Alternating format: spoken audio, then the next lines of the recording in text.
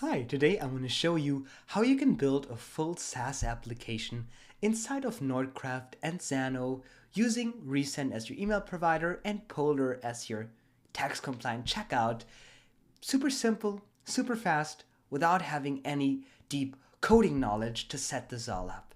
Now, this is a step-by-step course. We're going to set it all up from scratch. I can't wait to start that journey together with you, so let's get right started.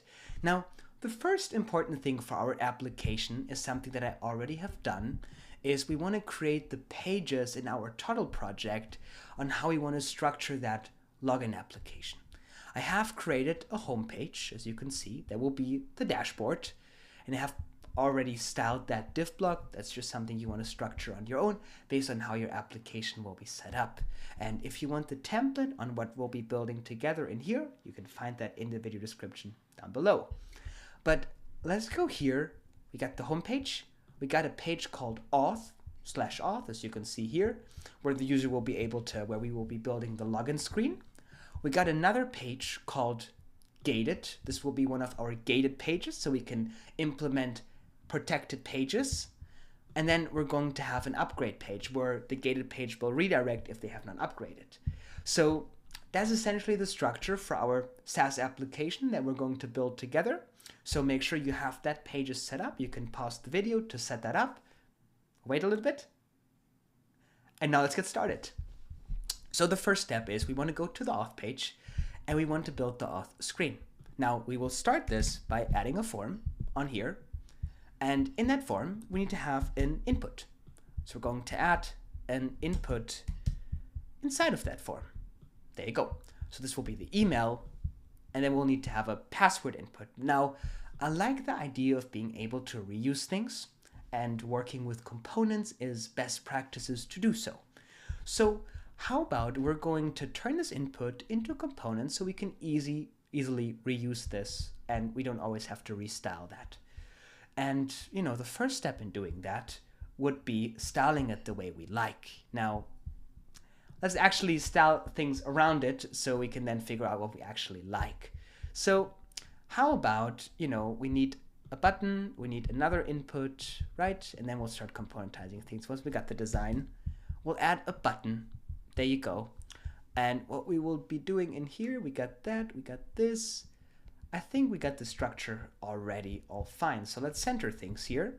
Let's make sure that button has a width of 100%. Nice. And then we want to, kind of like give this some character. So let's go inside of here. Let's do 0.5 rem. There you go. Now we got some nice spacing inside of here. And what I like to do is I like to put the inputs, wrap them in a div block. So they have, like, for example, 0.35 rem gap, like less than the button. It kind of like, I think it looks nice. Okay. So now we want to style the first input. Let's make sure there is no fixed height to this. Let's make the width 100%. And let's make the height 2.75 rem or 2.5 rem. 2.25 rem. I can live with that. And let's make the width 0.75 rem. There you go. And then we'll just, get this first nicely working on one, and then we'll duplicate it. But let's make sure the form has a width of 100% to make it responsive. We need to also make sure that this has a width of 100% now, this div block, so it stretches. We'll go back to the form. We'll click on here, add a max width of 25 rem. You can see, nice and responsive. We want to go to the div that holds the page. We'll give it a side padding of 1 rem. And a top and bottom padding of 1 rem as well. Nice, so it adds some nice padding to it. We can open it on the side and it looks fine. It's maybe a little bit too wide, so let's make this be 17 rem. Let's take a look. That looks really good. Very nice. Beautiful. So let's actually check this out on a MacBook Air 13. Yep, that looks good. Beautiful. So now we can style this to our liking. Let's go to this input. Let's make the background white. Let's add a text color here of gray 900. And then we're going to add a border radius, a border color of 1.5 rem. And I'm going to make this grade to 100. That seems nice. Look at that, pretty nice. And let's go on the input here. Let's make that 8 pixels. There you go. Looks beautiful. Now we want to, put the placeholder in place.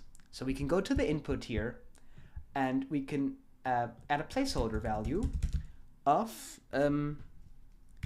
example@despia.com for our email. There you go.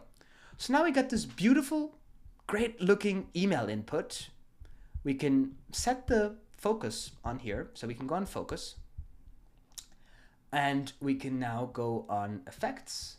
And we are setting the outline.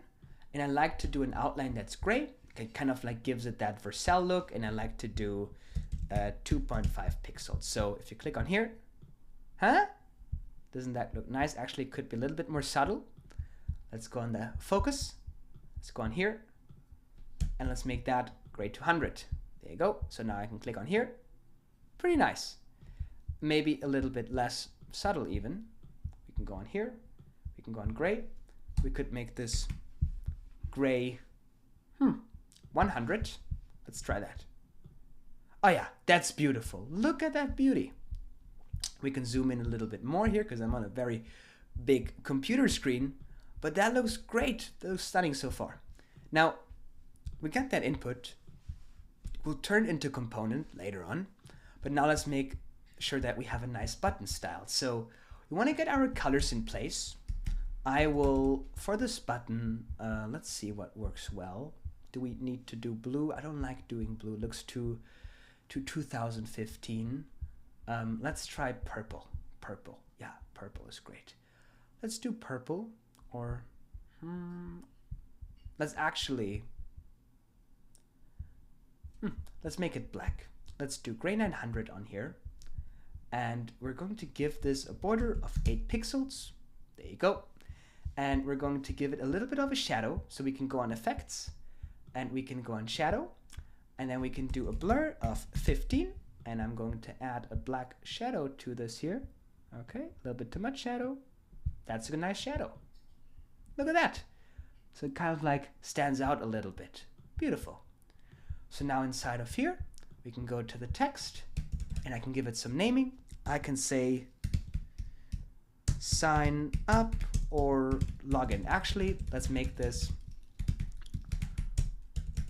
request login, request one-time pin. There you go. Request one-time pin. We can change the text size a little bit. So we can go on font. We can make the size 15 pixels. And then in here, we probably want to give this a top and bottom padding of 0.65 rem. There you go. Side padding of 0.75 rem. Maybe 0.75 rem top and bottom too. Very nice. Beautiful. Let's take a look how this looks on the live side. Very nice. Okay.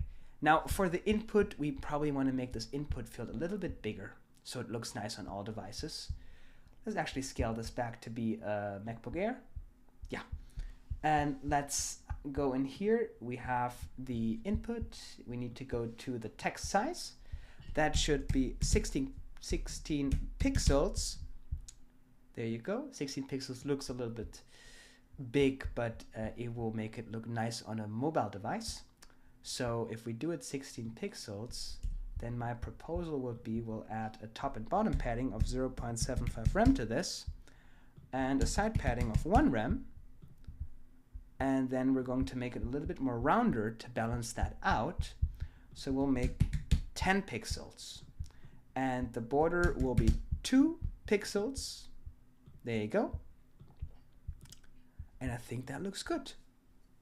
I do like that. So we're of course over obsessing here on UI, but I think it's nice doing those things.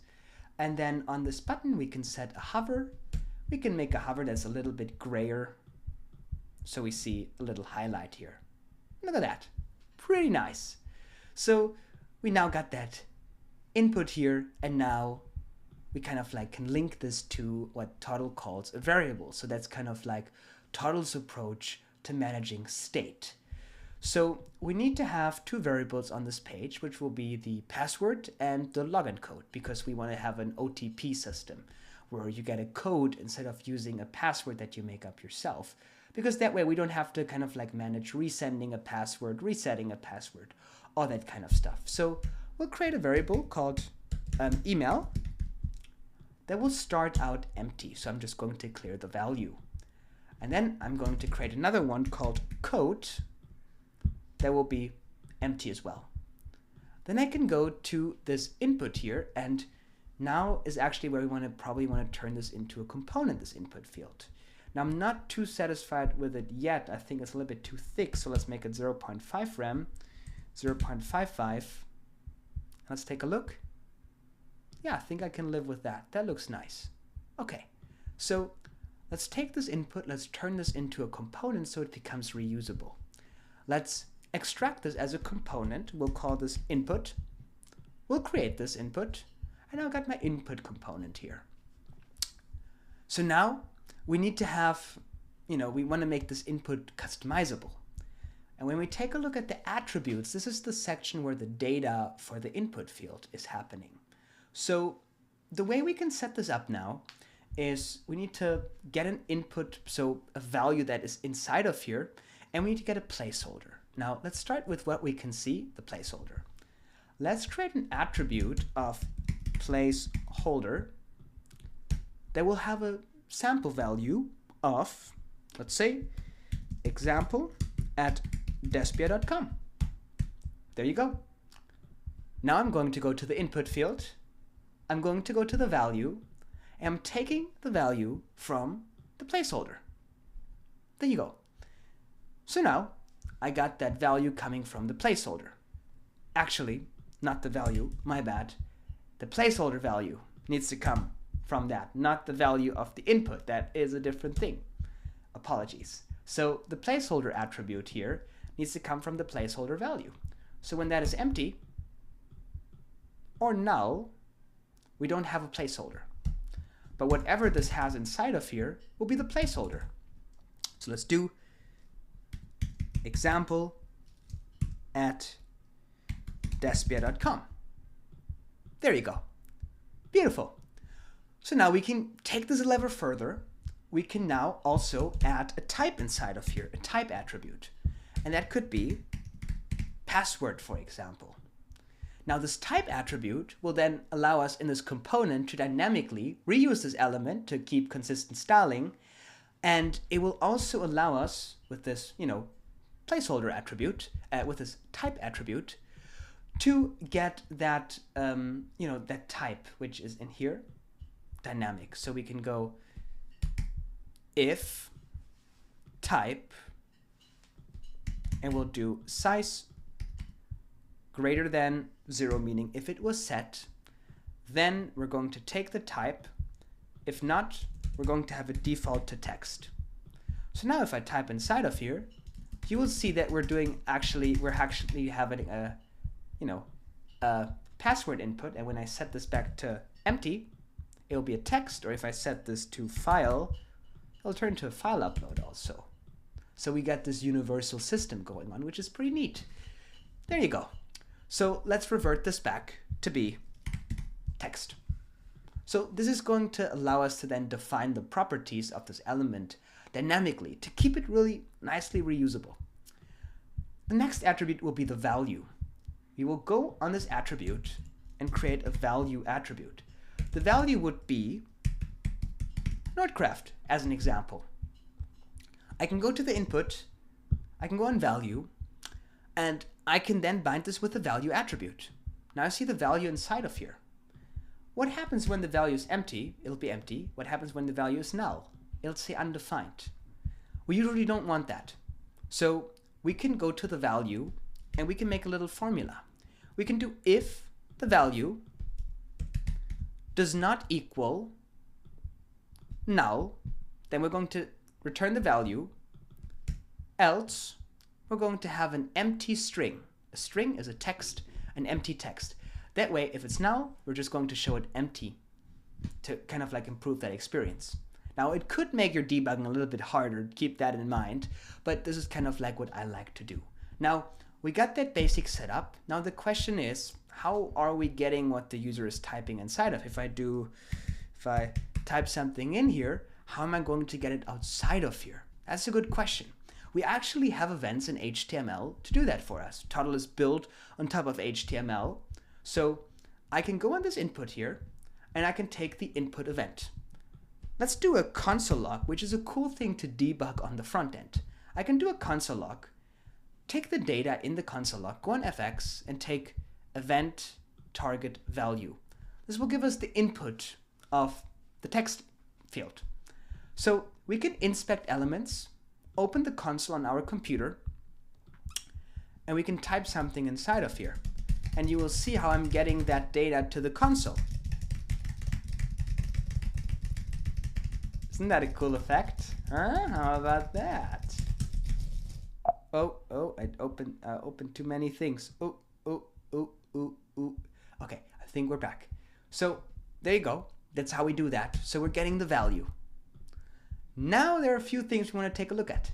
So first of all, how do we get it outside of the component? Now, that question only arises once you start using the component. So let's go back to the page where we actually use this as a component. So now we have this component.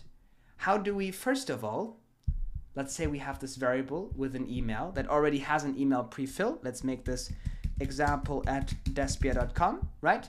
So how do we get the email inside of here? Now, you see the attributes that we have inside of here that can compare to if you've used React before, runtime props, if you heard that in school, or something like this.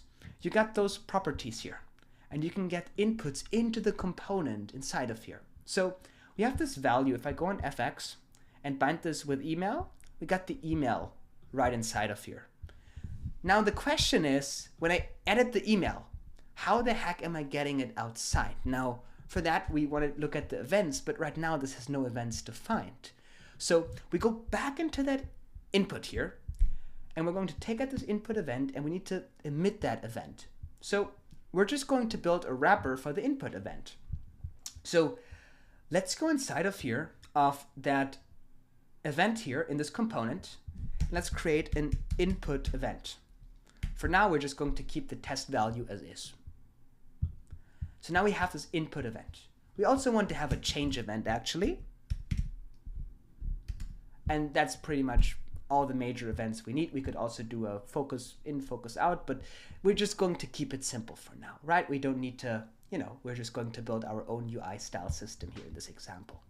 So let's keep it simple. I am a fan of that. So let's go to this input event here. And what we're building is we're just taking this input event that's on the HTML input, and we need to then emit a custom event on that component that we're creating that's also called input. So we're building a wrapper for the input event. And I'm just going to copy its sample value from here, where you see it already gets the event data from that. So we're just going to pass it through another layer. And we're going to go to the input here and paste the sample value, and we'll call it a day. And now we're going to do the same thing for the other input event. That is the change. I'm calling my change event, passing on the data, copying this here, going to the change, putting the value inside of here. Now we're good. We can run with that. Let's go back to the authentication page. Now if I have this input, I can go to my email. I'm setting the email variable based on event target value. This will give me the value that was inputted in the input field. So when I type inside of here, total, and I will take a look at my email variable, you see that the current value is total because it is now linked with the event. So we need to now go to this component. The value input will be the email. And then on the output, the event, this is input, this is output, input, output, input, output, input, output, right? The output with the input event, confusing, we're setting the email based on event target value. That's the value that the user inputted in that input field.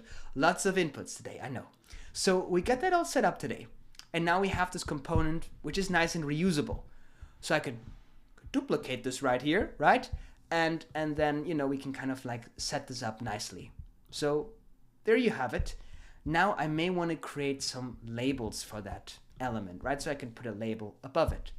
For this, we can wrap this in an element and set it nicely up. So I would add a span, for example, and I can move the span above here, and that span could say something like email. There you go. And maybe we want to get a nice icon inside of here, like with Lucid icons to show an email icon. So let's really quick, I'm going to do something real quick for you. I'm going to go to my community here, and I'm going to take a component. I'm going to put it in the template so you can use it. So let's go to Lucid icons that I built for Toddle. Okay, there you go. Add the script to the header. Yeah, so we need to copy that file real quick. You can disregard that step.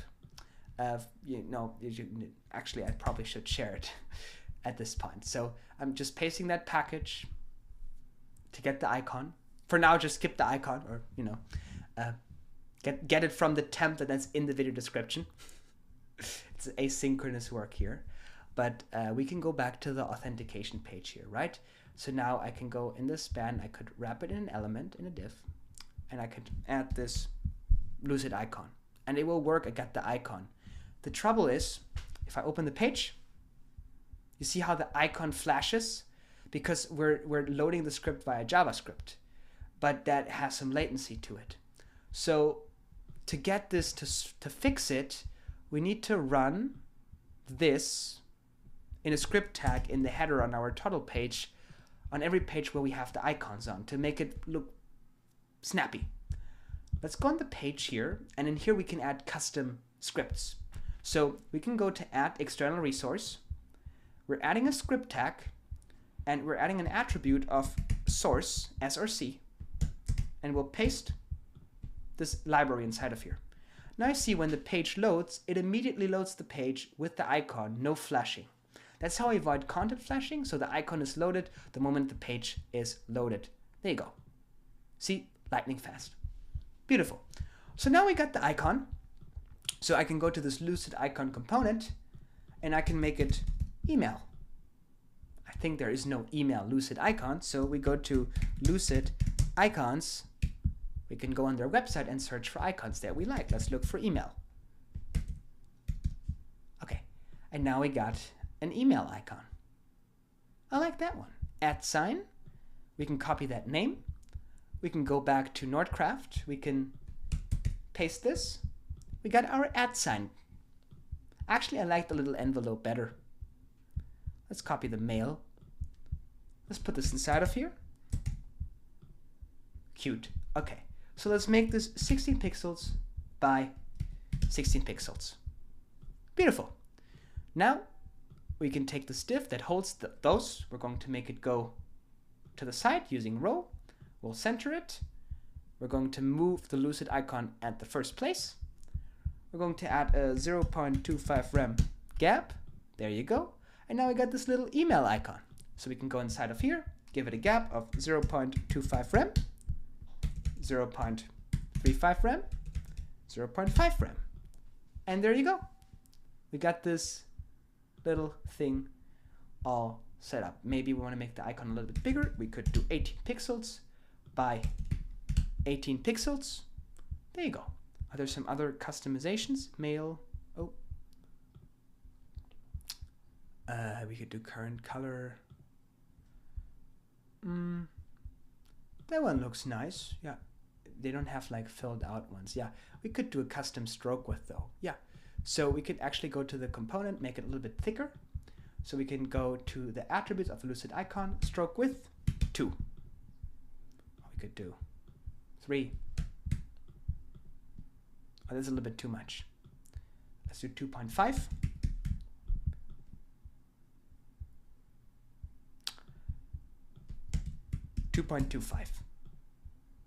That looks nice. Okay, and we probably want to have a little bit more space, so we'll do 3.5 rem. There you go.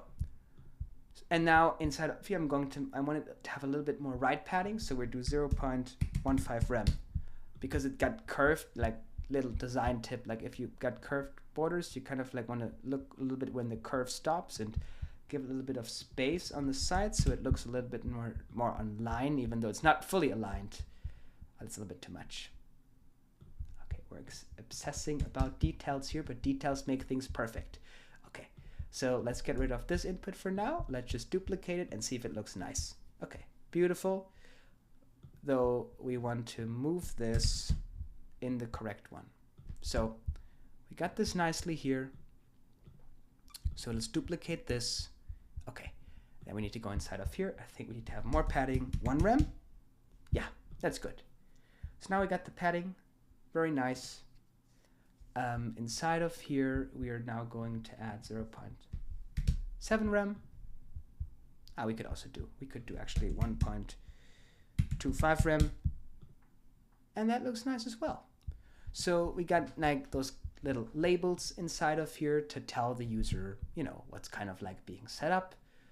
And now those are optional, so we can turn this again into a component. So we could show and hide that label if we want. So the way we can do that to make it ultimately reusable and accessible would be, you know, kind of like turning this into a component and utilizing slots inside of NordCraft. So we could extract this as a component.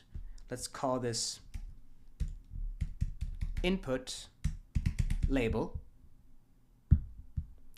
Okay, and then we will wrap this input in an element that will be a slot, and this input itself will just be a placeholder, but we will just actually remove it.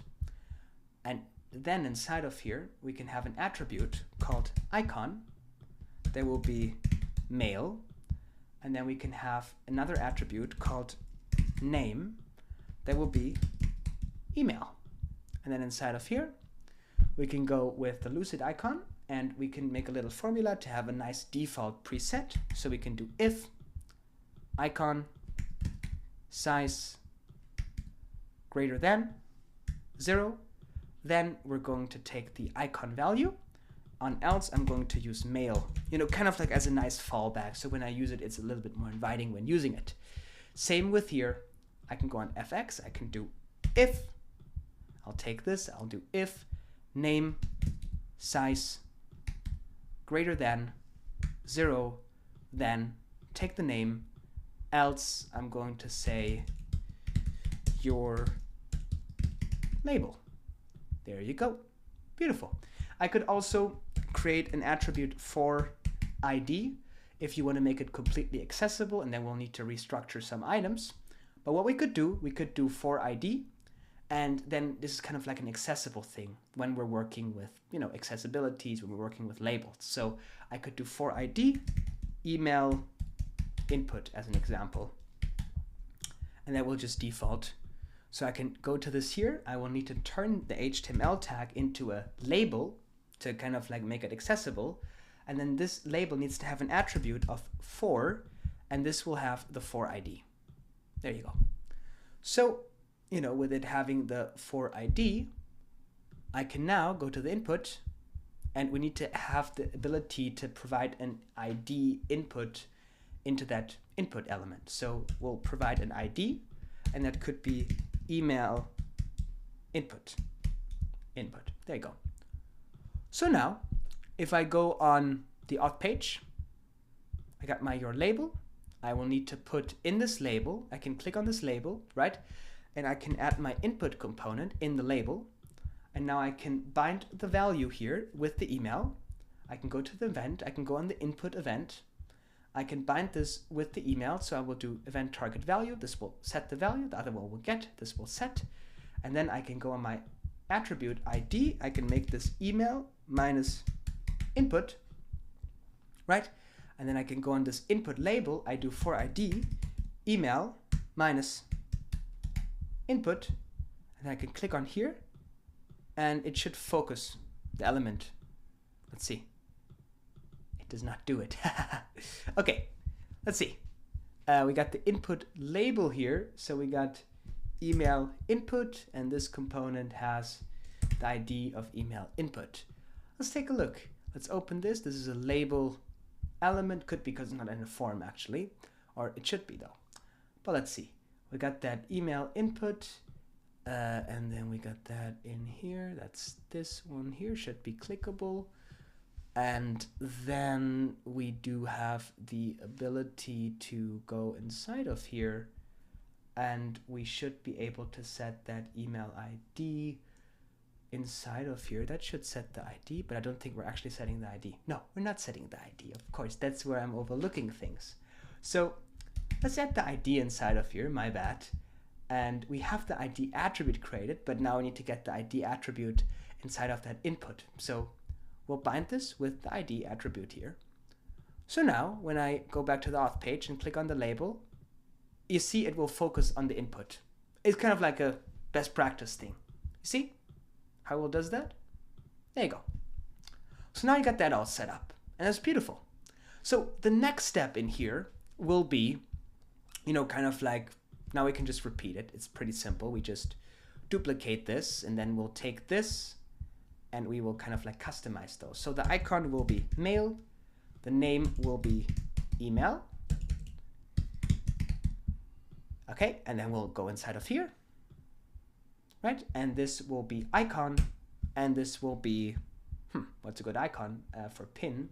Let's see, Lucid icons. Let's search code. Let's take a look. Let's look for pin. Pin. Let's do number. I like that one. Let's copy that hash, and then we'll use that in the attribute, so it's reusable. There you go. And the name will be code. Okay, beautiful. So you see you got that all nicely set up. Now there are a few accessibility things that we can set up with ARIA labels, which is the bare minimum when it comes to accessibility, but it's nice to still cover the basics. So we can now create an attribute here called ARIA label, which will allow us to describe what that input is for. Let's say email input for login, right? Okay, now we need to pass on that ARIA label to the component. So we go to the input element here, we'll do ARIA label, and we'll take that ARIA label from the ARIA label attribute. That's it. So now the ARIA label inside of here comes from the ARIA label attribute. There you go. That is, the most significant one that we will need for now. We may want to add some as we continue with the build process. So now we get that login form nice and beautiful. Now, sometimes we want to hide and show elements based on its state, possibly. So that will be the next thing that I like to build as a component to actually make this experience beautiful. And we can actually do this by just creating the component directly here when we go to files and create a new component. I like to create the component called animation frame for beautiful animations because I like using great animations. Let's create this animation frame component. It will start out as a div block, and we're going to use some style variables to make it truly unique. But I will add some attributes here. I will make an attribute of hidden that will by default be false, right? And then I will do rem space. That could be 1.5 based on how many rem you're using for your spacing around it. It'll be important very soon. So we have this hidden input, this hidden attribute, and rem space to make beautiful animations and transitions when you're showing and hiding elements, way nicer than just statically showing it. It just really creates a great animated experience here. We take this div, we're adding a slot inside of here. Beautiful. Now, in the meantime, as a sample, I'm just going to add a button into the slot because I don't have anything else right now to showcase. But we'll be replacing that anytime soon. So now I go to this div block, and there are a few things we want to do with it. So let's go inside of here on attributes. I'm going to add a class of hidden. This will allow us to animate that element when we're on the hidden style. So with this hidden class, we also want to add an inert attribute. The inert attribute, if true, will make the element unclickable. Let me show you what I mean by that. if I do inert true, and then I go to the button, I can't click the button, even in the total editor. If I go to this button, and I go on click, and I were to go to a URL, right, which would now redirect to a URL, if I click it, I can't go. But if I go on this hidden input now and make inert false, I can click on it, and as you can see, it wants to go to the URL, which Total is blocking, which is a normal thing. It's a security setting from the editor. But that's how you can deal with that. So inert actually is important because we don't want that element to be clickable with the keyboard if they navigate all the way down or all that kind of stuff. So that's something you want to get in there definitely for best practices. So there are a few further steps that we want to take a look at in detail here. So how now do we do the animation? Let's just forget about inert for now. Okay, how do we animate this up and down? Now, right now, in most browsers, we can't animate from 0 pixels to auto. So what we want to do is a little hack to go around that.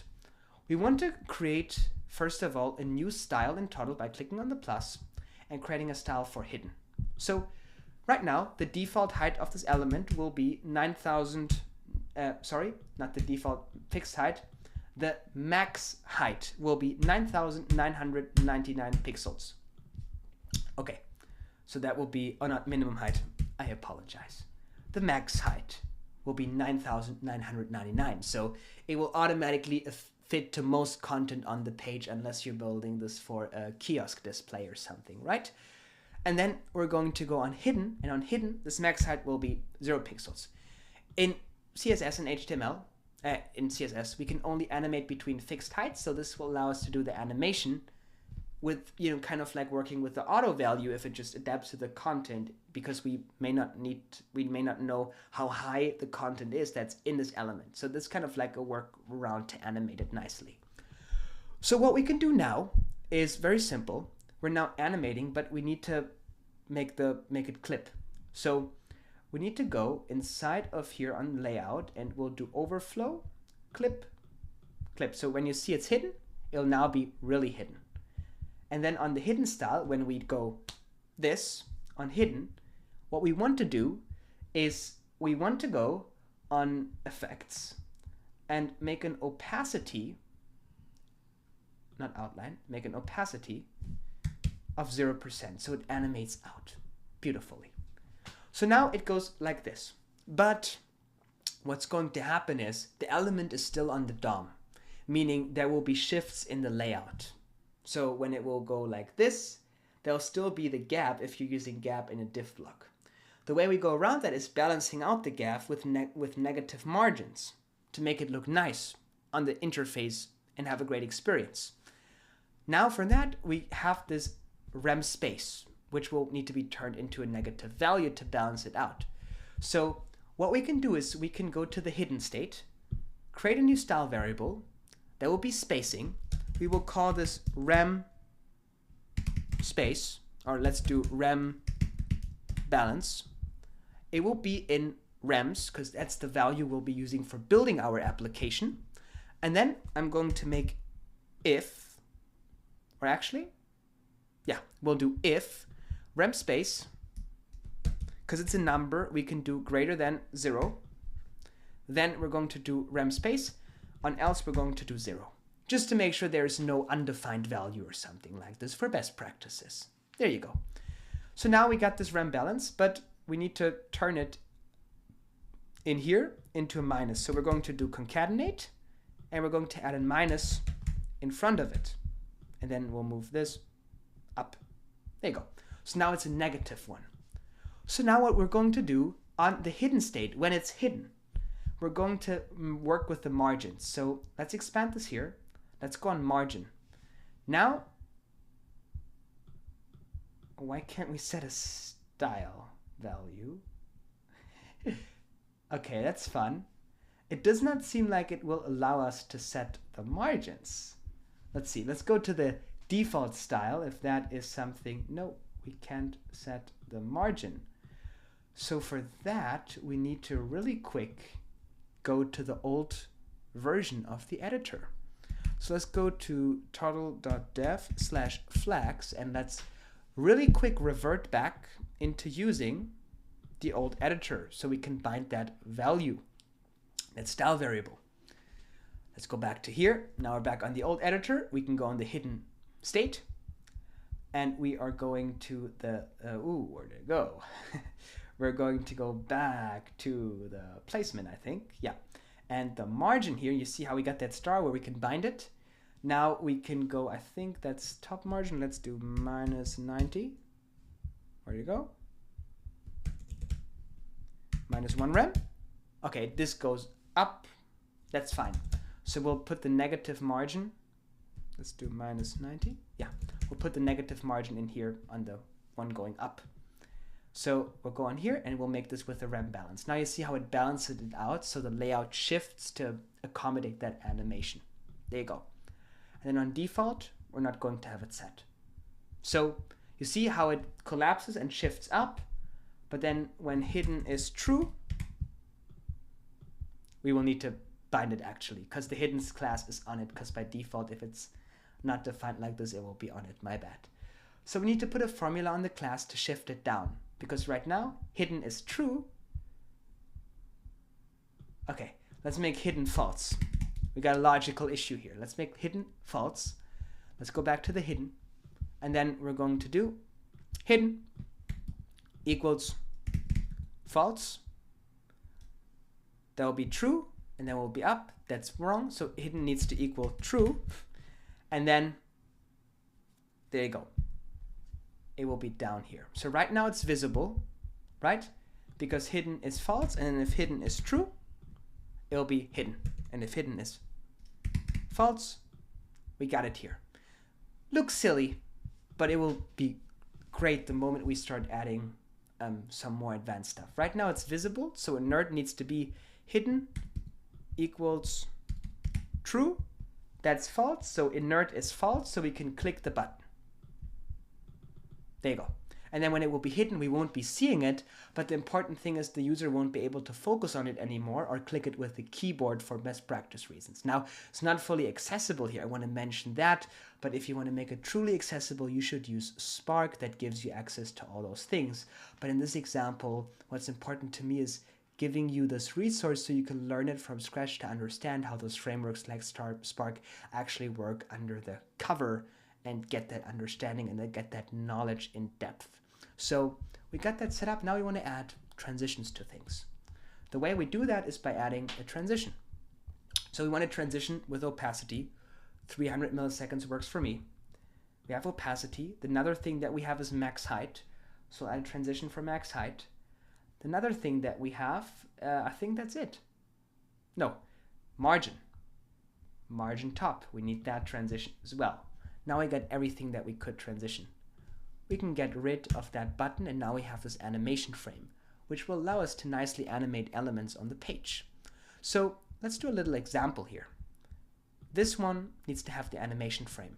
So I can wrap this in an element and use the animation frame. Now, let's do a little example.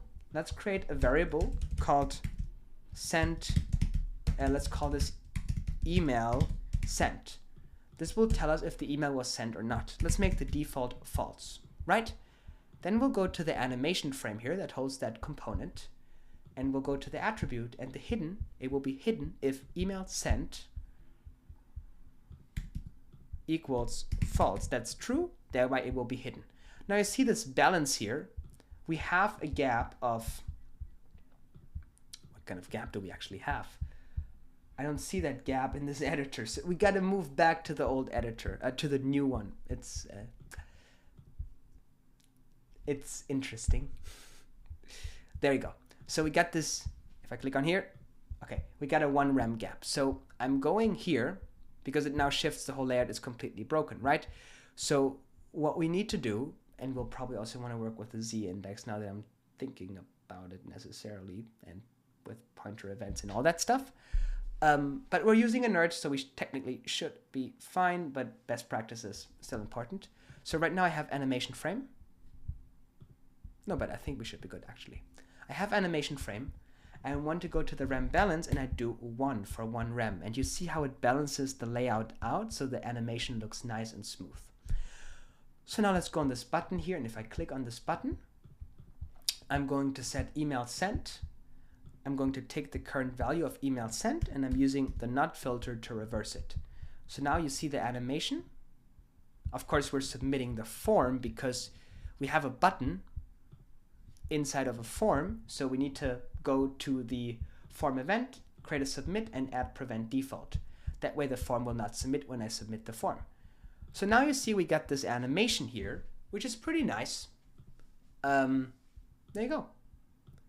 Right, we got this nice animation. So this animation frame now will allow us to hide and show elements, but have a nice animation to it, which I think is pretty cool. Take a look at that. So this is good, and we're using a nerd, so we're using some of the best practices. So right now this covers the structural part of the authentication form, which is pretty nice the way we have it set up, which makes things very easy to reuse. Now we actually want to start building the logic in Zano. This is where we will start using Toddle's internal API functionality to get that all set up and connected. So for that, we're going to get that set up in this next part right now. So right now in the next part, we want to go to Zano and we want to set up our database correctly. Let's go to our database. And I have lots of databases. I apologize for that.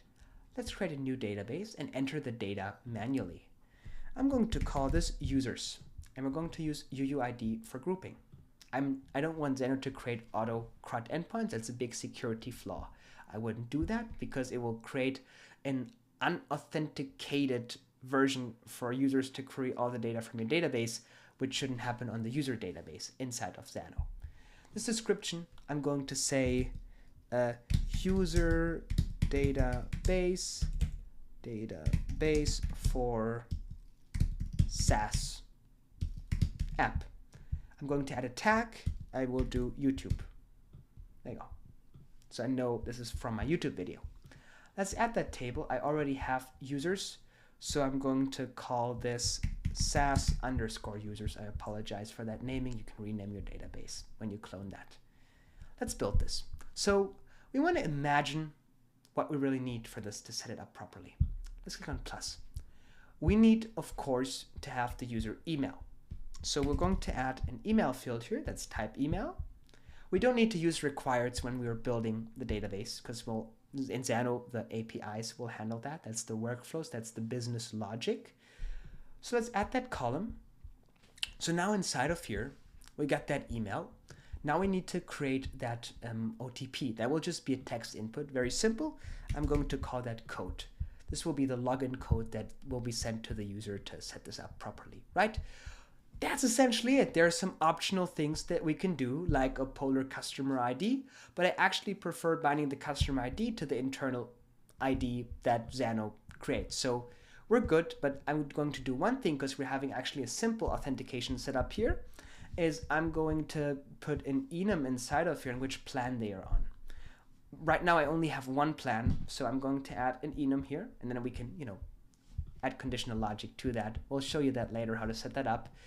Let's call this plan, and then we'll put the plan inside of here. So the first plan will be free, and the second plan will be paid. It couldn't be simpler. Let's add that input here. Now, right now, when I add a new record, there will be no plan. So we can edit the settings, and the default value will be free. So when we create a record manually, it will always start with the free plan, as you can see. There you go. We can delete those. And that's pretty much everything we need to set up in order to get it working accordingly. Now, there's some things that we may want to do for best practices, and that would be assigning a Polar customer ID. So I'm going to do this actually because we're going to use Polar for our checkout system. So the name will be Polar_customer. Okay, and I'm going to add that inside of here. So Polar customer. So we can link it to the customer ID itself when we want to do the checkout process. But that's about it. So what we're going to do is we're now going to, create our first record manually, and then we're going to kind of like, have that system set up. So let's do hey@despia.com, and then I'm on the free plan. So there you go. Now in Zano, we have the database setup. That's the database setup for Zano. Essentially everything we need for that kind of SaaS that we are building, because it's really, in a nutshell, the framework itself is pretty simple. So we can duplicate this. And now in Zano, we need to get that ability to create authentication tokens for this database and to have the user communicate to the database.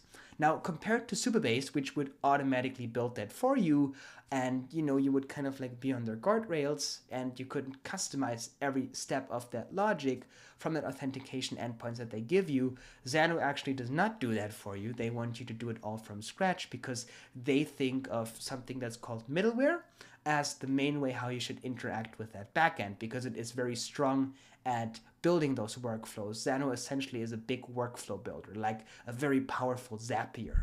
So we're going to create a new API, which is an application programming interface. It essentially allows you to access data from your database or other data sources via a protocol that your total application can call. Sounds scary? It's not. Let's add a new API group. I'm going to call this one SaaS project description, SaaS project from YouTube video. I'm going to add a tag of YouTube. There you go. We want to make this regular authentication public in this example, so we can use the native Nordcraft Zano integration. Keep in mind that when you make it public, you want to be very careful in, adding authentication to all your endpoints, but we'll be talking about that and some of the best practices later on in this course. Let's save this. Okay, now I'm going to add an API endpoint here. And the way you name your endpoints is very crucial to how they get structured and foldered inside of Zano. Now, the first endpoint, we always use custom endpoints. This is trash, and this is trash in Zano. You don't need them. You only need the last one, which is a custom endpoint. So let's create a custom endpoint here for auth / and I'm going to create the intent to receive the email. I'm going to create that auth / code to request the code, and that will be a post request because we're creating new data on the backend. You want to do a get if you're getting existing data that's already in the database, but there is the possibility that this code creates a new record in the database. So for best practices, we want to do a post. I'm going to write a little description for this so it's easier to understand. Create or get user record and send login code via email.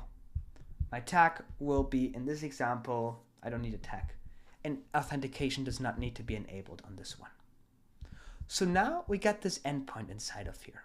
And there's one last thing that we need to do on our database to actually make this compatible with the API. Let's go back to the database. We're going to go on the 3 dots in the top right corner, and I'm going to go on settings, and I'm going to make authentication enabled, because this database will serve as the authentication layer for our application. You can have unlimited authentication databases in your Zano project, as you can see based on what I'm doing all inside of here. So you could use one Zano workspace for many applications and group them and still pay for one plan only. That's what I'm doing. Let's save that because I'm doing lots of videos. Okay, so now we're all set up. Let's just refresh the endpoint one time to make sure all the data is properly updated. And there you go. So now there are 2 inputs we need. The first one will be the email. The second one, actually, my bad, we will only need the email with this one. So we want to think about an API like a form. It's a form that takes data in, and then you have some logic into it, and it returns data. It's almost like a Zapier or workflow or a make scenario. So let's add an input here that will be an email. So in here, this email input will be called email because it is an email input. And then we want to make this required because the user needs to input this. Very important. Otherwise, you may be, running risk at creating errors in your application. So let's add that input inside of here. And now there are a few ways that we want to proceed with this. So first of all, in Zano, we want to take a look if the user exists. But before that, let's go and run and debug. This will help us debug the code that we're visually building inside of Zano with our blocks while we're working with it. So let's go and run, and let's put my email, hey@despia.com. Okay, now we need to add our first function in the function stack. The first function will be as follows. Get record. Okay, so actually, we could actually do a has record. My bad. Let's do a has record. Let's add a has record. And now I need to go to the correct database. So SaaS users. There you go. So I'm taking a look, has record. Now, what is this and how do I do a database query in Zano? Now, the database is structured in columns, as you can see right here. And there is the column email. And we want to look if there is a record in this database with this column, email with this value in it, right? So we need to go to field name, and that will need to be email. That's the email column. And then the input from the API will need to be email. So now we're looking if there's any record with this email in the email column from the email input provided here by the API. We can save this. We will ignore this for now. And I'm going to name the output user underscore exists. Let's save this. And now I'm going to add a stop and debug, which is my favorite for debugging in Zano. And we're going to return the variable that this creates here, user exists. Okay, let's save this. Now what we're going to do is we're going to run this, and you will see that false, this user does not exist. hey@despia.com. Desia. Ooh, Despia. Okay, my bad. Let's go back inside of here and try again. And now we got it true. There you go. And if I now do me@despia.com, it will be false. So now we get a true or false if this exists in the database or not. Now we can start building our logic. So in Zano here, we can add a function and we can add a conditional because we want to run different logic based on if the user is newly created or if the user already exists. Let's add a conditional here that is primarily looking for if the user does not exist, meaning user exists equals false, meaning the user does not exist. Let's apply that. And now this code inside of here runs if the user does not exist. Now, of course, if the user does not exist, what do we want to do? We want to add a record to that database. So add a record to the SaaS users database that will create a new user record. So right now, the timestamp will be now, the code will be empty for now, and the plan will start out as free because they're not paid yet. But we actually need to create a Polar customer ID, which I'll be leaving out for now. Okay, so right now we're creating that user and we need that OTP. Now it's actually a little bit simpler to create the OTP before we create the user, so we avoid redundancy in our workflow. So the OTP essentially is a random number that we'll send to the user that has 6 digits. So I'm going to go actually to random number, which is a functionality that Zano has, and I will be choosing a random number between 6 times the 1 and 6 times the 9. 9999999. There you go. And I will call that code. That's the login code. There you go. I can add a stop and debug under here to return the code, and you will see how it always generates a new random number for login purposes. Now we will need to get this into the database to properly authenticate that user, but let's just do one step at a time here. So we now have that number. What we now need to do is we can go to this here, first checkbox, get that code inside of here. Now the Polar customer ID is missing. So we need to create a customer in Polar using their REST API, and this will be the first integration that we will be actually adding, that is a third-party integration into our Zano workspace. So for that, let's get started with Polar. Now I'm already on the Polar dashboard, and we want to take a look at their documentation in here. Now Polar has great documentation and they make it super simple. Now we want to take a look at the sandbox environment and how the sandbox API will work. And you see it needs to be sandbox minus api.polar.sh. Now, of course, you want to update this on your backend. If you go to production, remove the sandbox minus, but it's something we want to take a look at. Now, with that in mind, let's duplicate this tab so we can keep that resource open for further guidance. But what we want to do is we want to go to customer management. And we want to take a look, get customer by external ID. Oh, we could actually do this. I didn't know.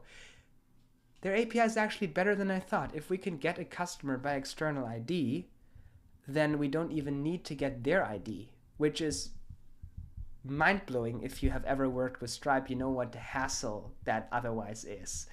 So we can do, you can generate an organization access token for organizational settings, external ID. So if I'm completely precise, but I would still prefer to create a customer just because it's more similar to the Stripe flow in case you can't use Polar in your region. So let's do that the legacy way. Okay, so we will create a customer the moment a customer signs up, so they're in our system. So we get this curl command here that will create the customer, put tax IDs in here, whatever. We probably won't need this, and we probably won't need this. So let's take a look what's required. The email is required, and then other things seem to be optional. And I don't think we need to have a billing address because Polar will ask that question.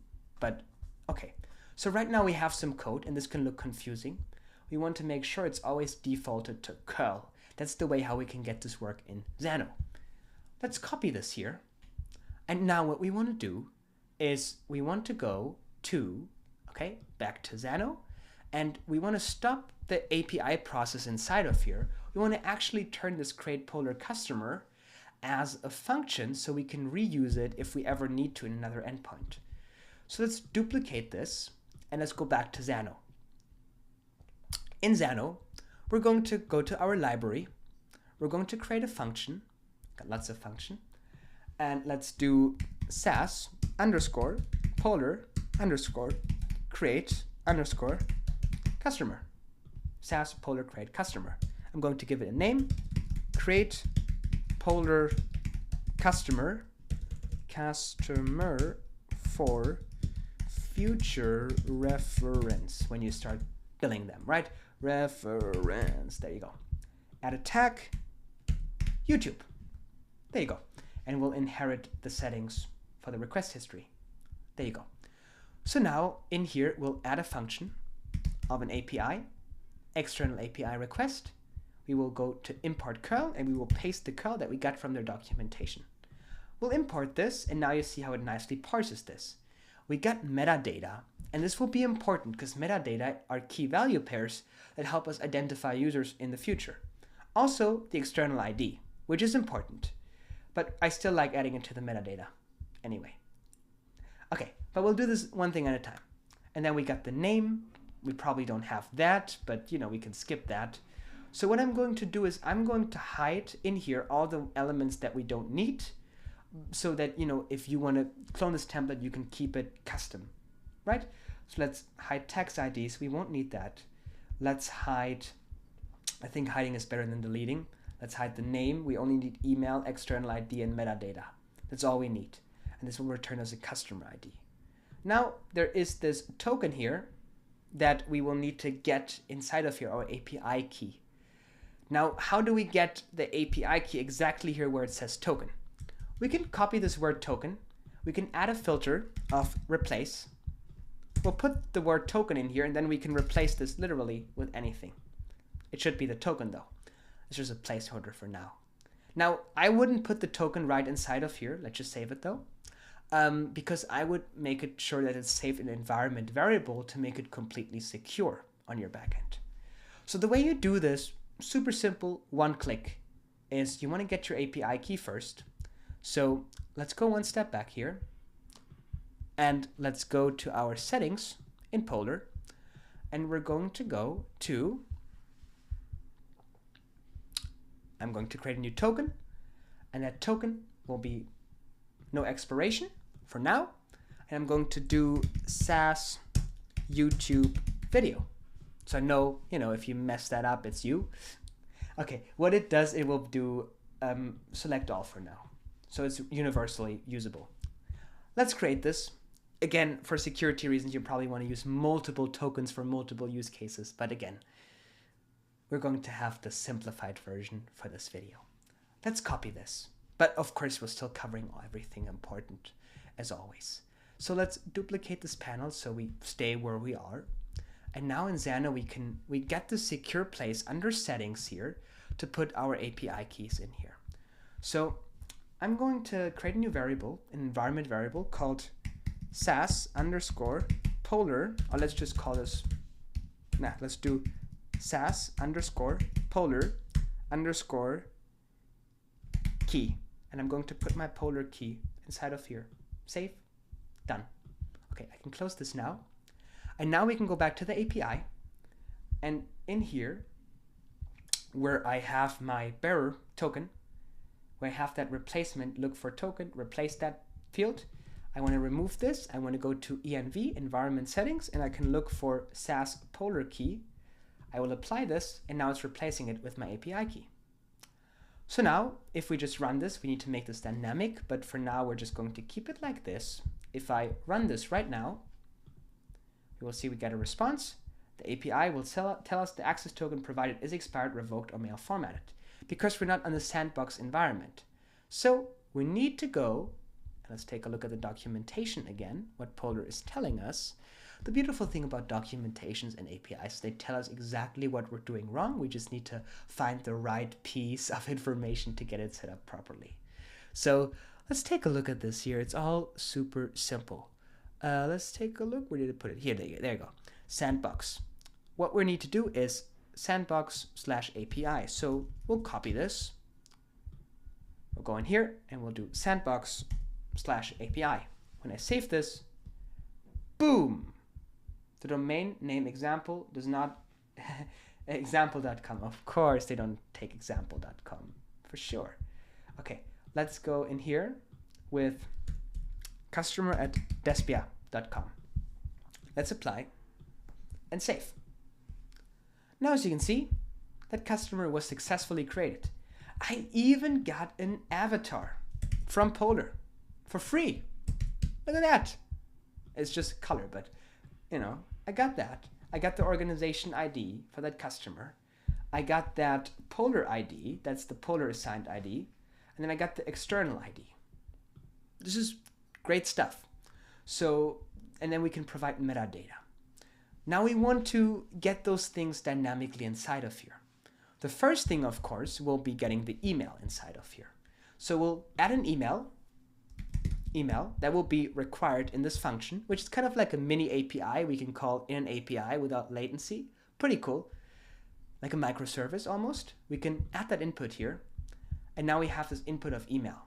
So now I can go to the email input. I can do this hey@despia.com. Let's don't do this because in the database we'll do www@despia.com. I can go to the API and I can go to email. I'll click on here and I will take the input of email here. So it links it to the request. So then when I run this to create the customer, you'll see customer with external ID already exists, but we are passing on, the appropriate ID, www. But what we want to do is we need to make that external ID dynamic as well. So we'll call this external underscore ID. External ID, we'll make this required. And then we go inside of here. And the external ID will come from the input of external ID. We'll apply this. We'll leave the metadata out for now. We do external ID 1, 2, 3, 4. Now if I run this, as you can see, I'm creating a new customer with a new email with a new custom external ID. And I'm getting a new Polar ID. There you go. Now there are a few things left. The last thing will be adding a custom JSON input so we can add metadata. Not necessarily needed, so we don't make this required. Now inside of here, I'm going to do metadata, and that will come from the metadata. There you go. Beautiful. Now I could do a little function, but we'll leave it out for now. Okay, so now when I run this, this will say, okay, this input should not be, directionary, but we see that it's getting us this result from Polar. That's what we're particularly interested in. So, and also the status, of course. So we need to get that data together. I'm going to call the output Polar underscore customer underscore API. That's the API we're trying to call here. Let's update that references. I can run it, getting the response. Now, I want to create a new variable called response that will also include the status code that we're getting back from the request. So I'm going to put an object inside of here, and I'm setting something new inside of here called response, right? Or we could call it result, but I like calling it response. And what I'm doing is I'm taking the API properties, I'm taking the response, and I'm taking the result. And then I'm doing the result here. There you go. So I'm getting the result, I'm getting this, and now I want the status. So I'm adding another set filter here. I'm doing set status, and then I'm going in here, external API, and I do response, and I do status. So I'm getting it together into a new object. And then I have this object called response. I'm returning response. So when I run this, this formula is returning the response from the API and the status, so I can use it after I used it as a formula. And then this is also dynamic. So this looks good. We can save this. I could do a little cool thing even. I could add a boolean called sandbox. There you go. And then I can go over here and I can do a conditional in Zano, and I will take a look if sandbox equals true, and we'll save this, and we'll move this all the way up. We're going to add a function of create variable called Polar API underscore URL that will take the sandbox URL. We'll take the sandbox URL. We'll save this. We'll go inside of here, true. We will do Polar underscore API underscore URL. This will create the sandbox URL because we are on sandbox here, right? And then we can clone this, and then we do the non-sandbox URL where we just remove the sandbox. We can save this. There you go. And then when we do the API, we'll make the URL dynamic from the Polar API URL. So now when it is in sandbox true, the request will run. If it is in sandbox false, there will be a different error saying this API key does not work in the live version. So now we got this completely beautifully set up. We can publish this. It's reusable. We've been doing lots of reusable stuff on the front end. We're also building great reusable stuff on the back end here. So now we can close this and forget about it forever. And now we can go back in here where this user exists false because we only want to create that new Polar user if it, exists false. So we're adding that record here, and we're going to look at Polar, SaaS Polar customer create, and we'll take that email, and then we'll take an external ID. And there is a little process we need to do for this to get that linked, because we won't know the external user ID that the user will have in our database, this one here, right? Unless it is created, which is kind of a funny thing to do. So what we need to do is we first need to create the customer, then send it to Polar, and then take what was created and put it back and edit the record. So let's do this right now. It's pretty simple. So let's call this, we'll call this user underscore record.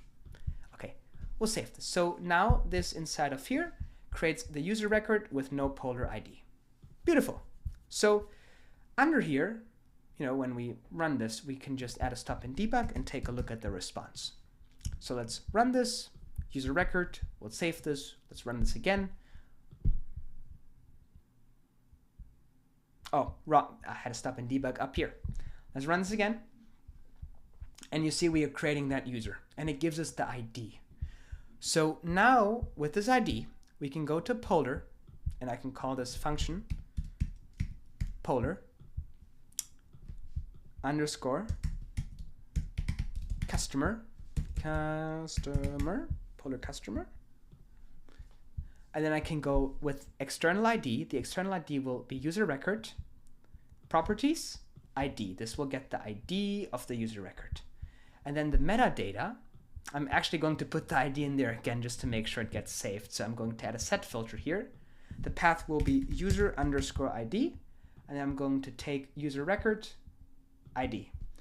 Just to be safe rather than sorry. Right now, sandbox will be true because we're testing. You can change that API anytime. So we can save this. Beautiful.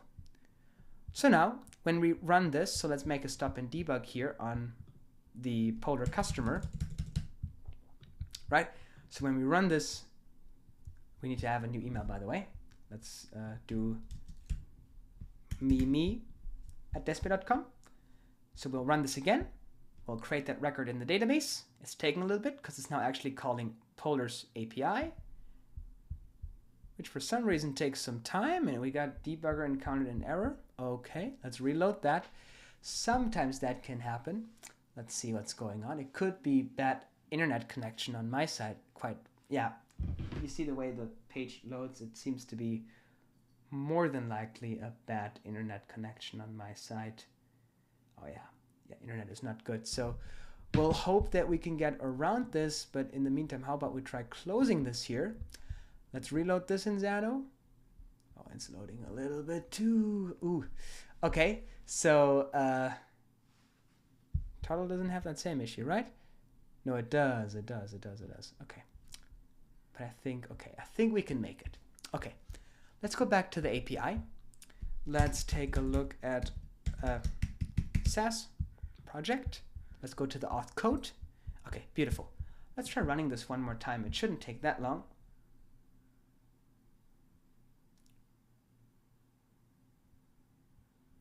If it takes that long, it seems to be that there is an internet issue on my side.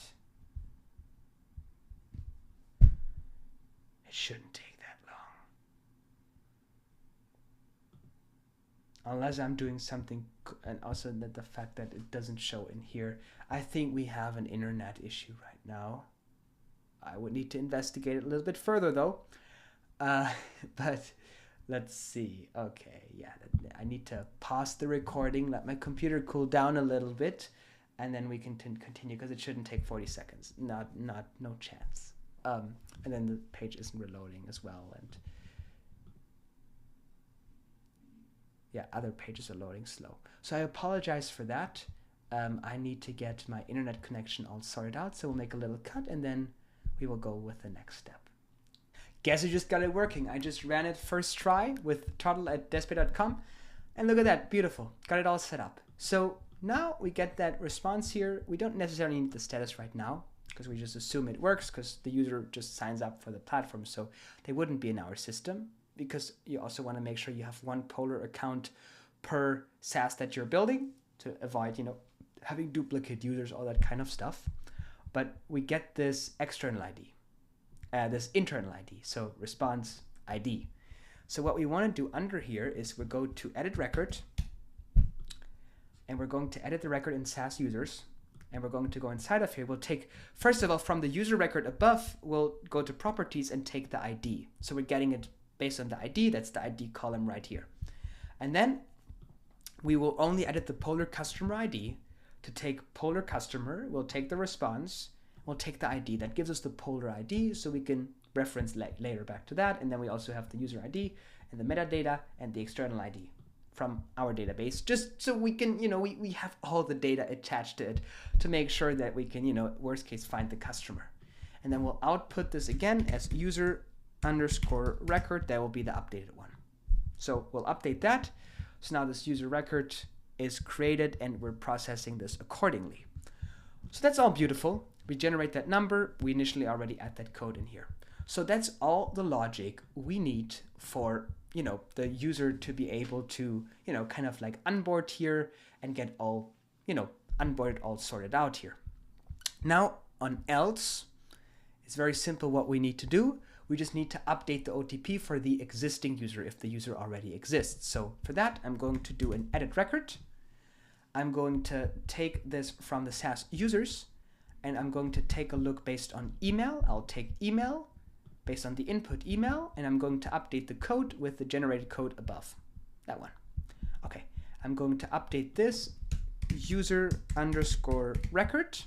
I'll save that, and then we can remove the stop and debug. Okay, so now we have created that user record. We have added the OTP. Now, how does the user get the OTP to log in into the application? That's a good question, and a simple one. We need to get all set up with Resend here for our email template stuff. So the easiest way to actually do this is to sign up for Resend. It's a pretty cool platform. You can also, we need to look at Resend API docs because they got some great API docs here to send emails.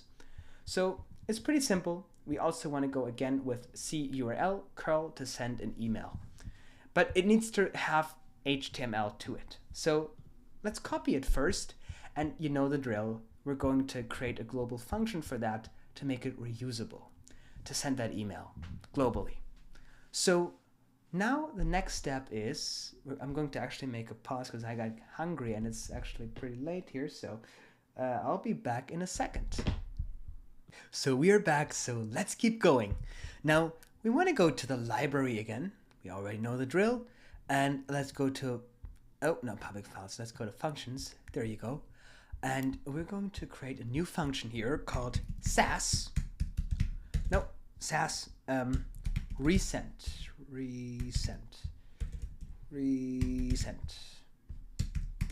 Email. Yeah, resend email. There you go. And then send an email to a defined address at tag YouTube. There you go. Inherit settings, and we'll save this. Now we'll configure it. So we go back to Resend's documentation. We'll copy the documentation to send an email. We're going to go back to Zano. We'll add a function, external API request, import curl, paste, import, done. Now there are a few parameters we want to set up. That's the from, the to, the subject, and the content, the HTML. Let's save that. Let's add an input here, and we'll do from underscore name. That will be required. We'll do another one, so we can fill this out while we do it. Actually, it's pretty cool. So we can go inside of here. I can do Despia. There you go. And I can add another input from email, and I can do Despia at nocodeprocode.com. There you go. Despia at nocodeprocode.com. I can add another input that is going to be the subject. Actually, the from email should be email input, so I was a little bit too quick about that. So let's copy this. We can't change the type, sadly, in Zano. They do not allow you to do that. So let's add an email input. We'll call this from email, and it will be required. Let's also make sure from name is also required. So we're good. Now we can add subject as text. That is also required. So we add subject. We'll add that input, and then I can do urgent. We'll add now another text for body. That will be the email body, the HTML body. We'll add that as required, and we'll add that input. And then I can do hey. Okay, now we got those values. Now we need to link it. So the first one will be the from. We have this parameter approach. For that, we can actually use the replacements to kind of like build this template in Engine. So I could call this name, and then I can do inside of here in caps email. There you go. Okay. You want to make sure that text is distinct so you will not replace other things by mistake.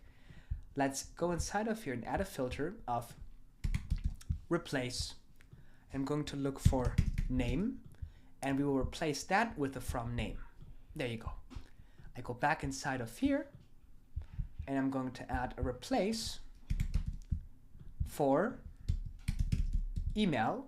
Oh, wrong one, not the replacement. I'm going to add a replace for email, and then I'm going to replace that with the from email. There you go. So now we got that beautifully set up. The next step will be the to, and then we actually did forget that, so let's add it at the end here. Let's do another email. I knew we forgot something. To underscore email. Oh, to underscore email. Let's require that. There you go. And the to email will be hey@despia.com. There you go. So on the to email, we're going to add our to email. There you go. The subject will be coming from the subject, and the HTML, which is the body, will be coming from the body. There you go. Now we got the API key. For that, we have bearer in here, so we'll make this token like we had before. Oh, and now we can copy this. We can add a replace filter.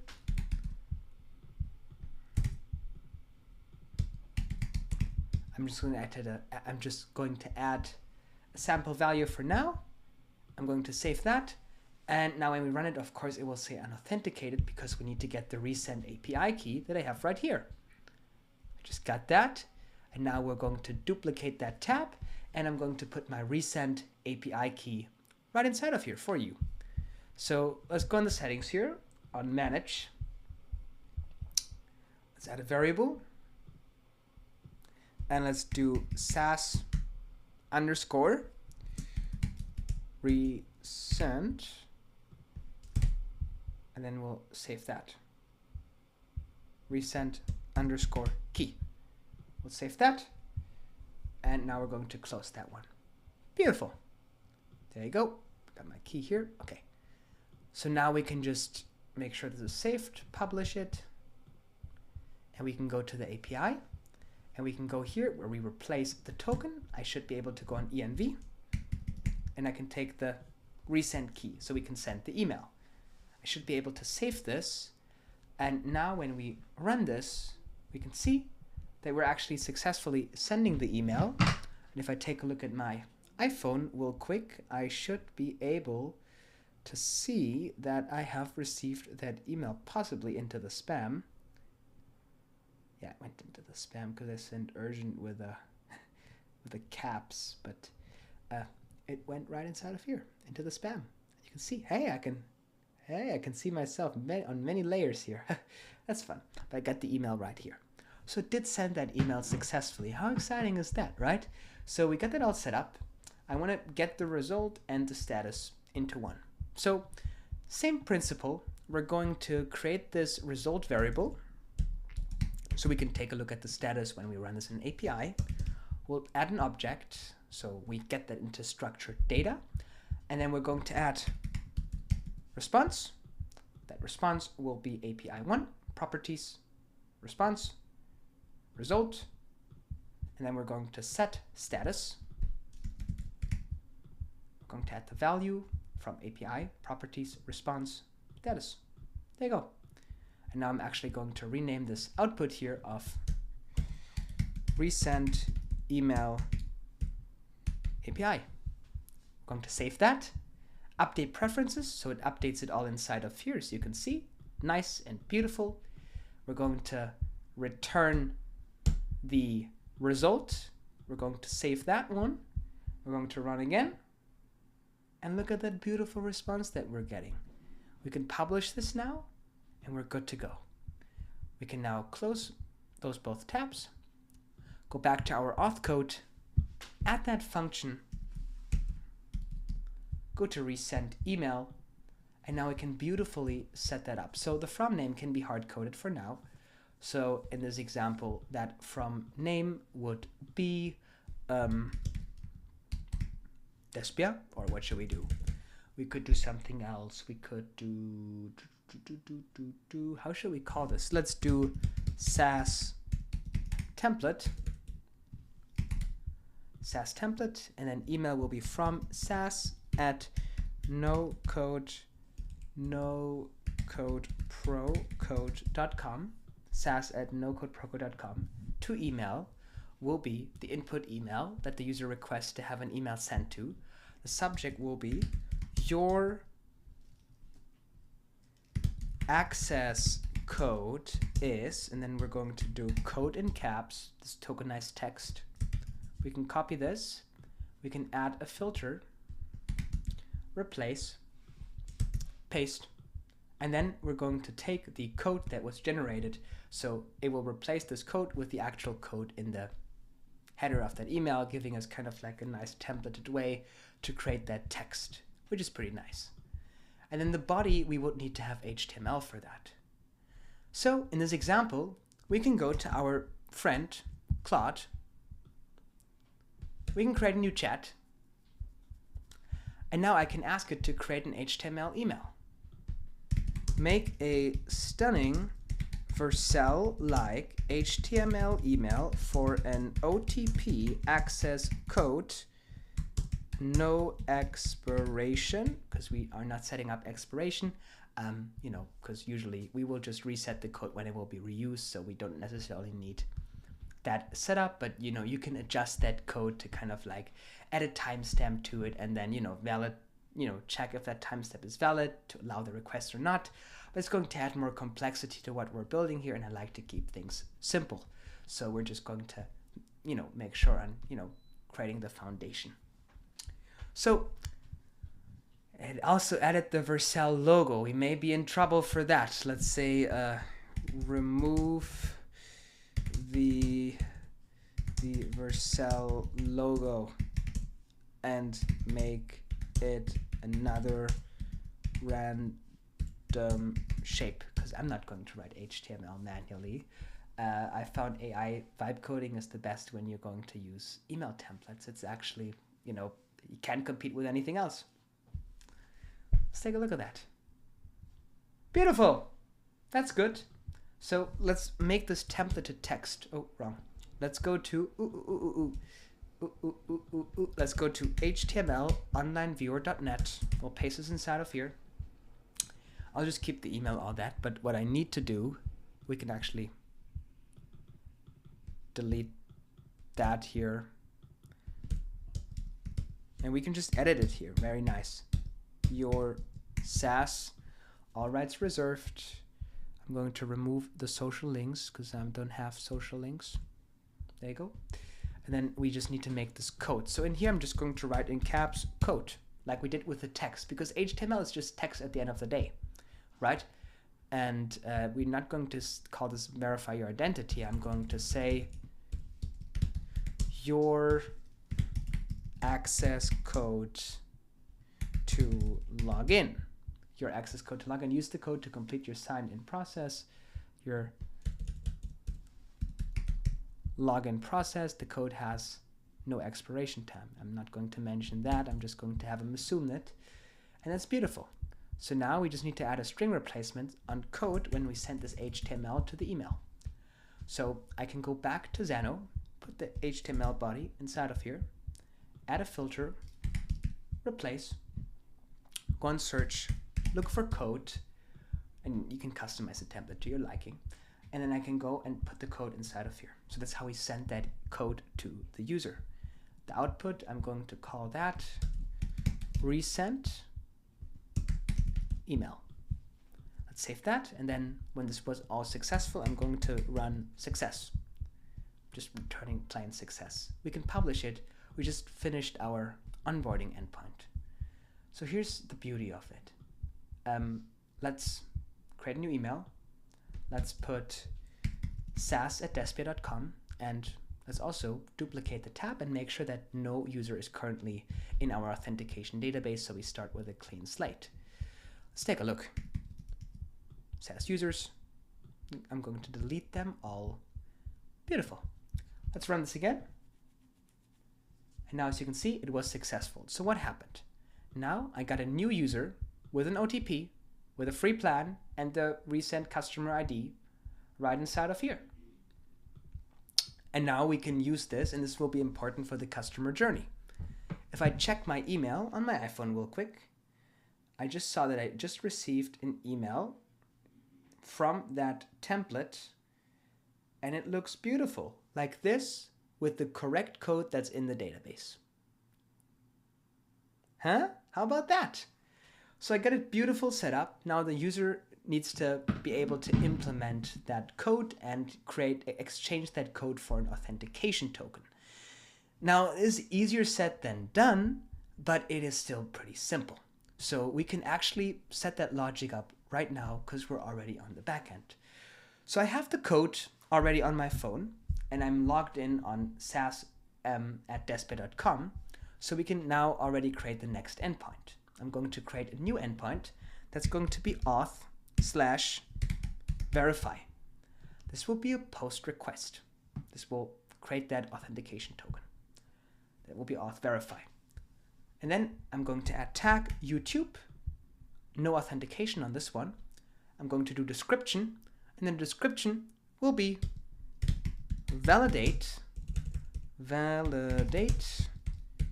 user's code and exchange it for auth token. Right, so we take the code. If it's validated, we'll give them a cookie, an authentication token that will help us to do the authentication process inside of Nordcraft, aka Toddle. Okay, so we'll have that input here. We're now going to add that email. That will be email, and that is required. Now we're going to add another input that's text called code. That will be required. We're already masters at this, so we're good. So now there is a little logic that we need to implement. So first of all, we want to put the email SaaS@despair.com. And then the code, let's make sure I have the correct code. That would be 6972779. Beautiful. Okay, so now we can add that function here, and I can do a get record to get the user record from SaaS users based on, you got it, the email. So I'm going to take a look, email column in the database, you already got it, and then we'll take the email input. Now this will return user_record. We'll save this, update preferences. When we run this, now we're getting the user record. We're also getting the code. I can create a variable here called backend code. That will be the real code. I go to user record code. So now I got this variable that defines the code. I can add a stop and debug here, and I can do backend code, and now we see we get the backend code. Now I need to take a look, does the code that I input inside of here equal with the code that we have on the backend, because that's our source of truth. For that, we can do a precondition, which will throw an error and block the request and stop everything after it if the condition is not successful. So in order to pass the precondition successfully, our expression needs to be backend code equals input code, user code. If that is false, I want to do access denied, and I want to do an error message. This access code is not valid or expired. This access code is not valid or expired. There you go. There's no payload needed in this example. We can save it. Now we run this precondition, and then under this precondition we will assign an authentication token for the user. So we'll do create authentication token. We will get this from our database. Right now, and this is interesting, we have it connected to a specific database, which I think this seems to be a bug in Zano, because it only wants to link to a specific database. Codekeeper users. Okay, it seems like almost this database does not have authentication enabled. Oh, we need to do, no, it is enabled. Let's save this. It should be inside of here. If it does not work, it seems to be a bug. Let's double check this. Let's go inside of here, authentication enabled. No, this normally served for but this field provides support for multiple authentication. This should be fine, but let's take a look. Why are we not getting this in the preview? We should have it in here.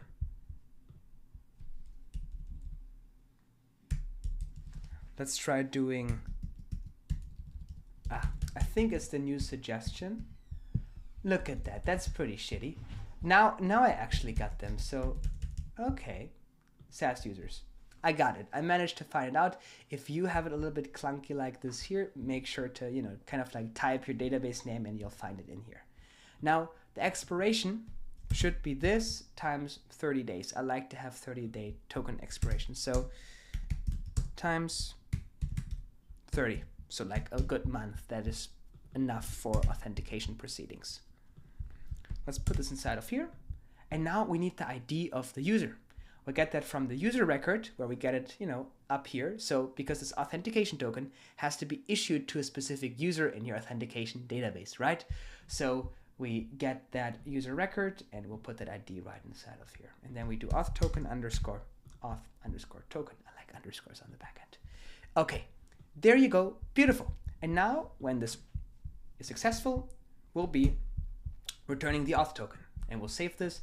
Now when I run, it's successful. I'm getting the authentication token.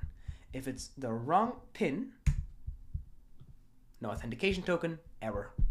Now there is another issue. I can run one authentication token, I can get another, and another. We want to stop that because that can be, fraudulent behavior. What I want to do is when this was authentication token successfully issued, we're going to do an edit record on that user record, SaaS users, based on the ID that we get from user record ID, and we're going to wipe out the code here. We'll save that. I'm going to return this as user underscore record. We'll save this, we'll publish this, and then we'll run this. Now we get the code once, we run it again, it counters an error because the code does not exist anymore because we're wiping it out of the database to make sure it can only be used once and people can't have bots log into your platform and do stuff, right? That's how we handle some of that security aspects. Now that's the final step, and we want to put a tag to it, or don't we? We don't need a tag on this one actually. I mean, we are already on it, so why don't we add a tag to it? Let's do YouTube. Okay, and we'll save that, and we'll publish this. Perfect. So now we got the code, we got the verify. Now how do we know if a user is logged in or not? For that, we need to create an auth.me endpoint giving us valid user information, save information. And for that, actually, I want to go to the code here, and I want to go on settings in our database, and I'm going to put hide this element from API inputs and from inputs and responses. I'm going to make this an internal column, so it is protected, a little bit more secure than other ones. Okay, so now we add a new API endpoint. I'm going to call this auth/me. This will give us the information, and it will be a get because the user will be exchanging their authentication token. It's the first one where we actually will be using authentication for their information, so we can validate that on total server to do server-side redirects and if they're logged in or not and gate some pages, right? And then we can also use this to implement some other authentication systems inside of Zano and protect backend flows, but we'll take a look at that very soon. What we want to do is we want to make a description. Let's say get user details based on auth token. That is a very secure way of doing it. I'm just adding my tag here. And this will need to be bound to SaaS users authentication. That's the authentication database here that will power our SaaS. Now we're going to save this. We don't need an input because we already have that cookie. So I can, in Zano, test it with that cookie, with that auth token. And I can just simply do a get record based on SaaS user. I can go to the ID, I can go to auth, and I can take the ID from the auth. and I'll return this as user underscore record. We'll save this, and now I can run it. You see the code is not inside of here because we have marked it as internal, so it will not show this on the response for security reasons. Very important. If you want to manually adjust that, you can go to customize response and set it up inside of here, but we won't need that.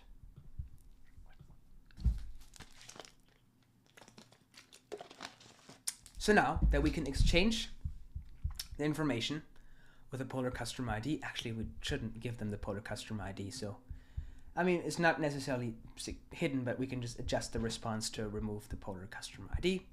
So that way we only get the plan and email. There you go. Now, for best practices, we probably want to go to the backend and also mark this as internal because it is technically not needed, but let's just keep it that way because we will need it for other APIs and it will just be a little bit more convenient. I think it's enough if we just mask it in here. But now we get that authentication where we get that auth token generated by the other one to then get that information. So this is essentially the process that we will need for the SaaS authentication part on our backend. And then another part will be the payments and creating gated endpoints. But when you work full stack, it's a dance. You do a little bit of front end, you do a little bit of back end, you put that together, you're dancing nicely like this, right? So right now, the next part of that dance is going back to the front end and setting those things up. And the way we're going to start is by doing the auth code.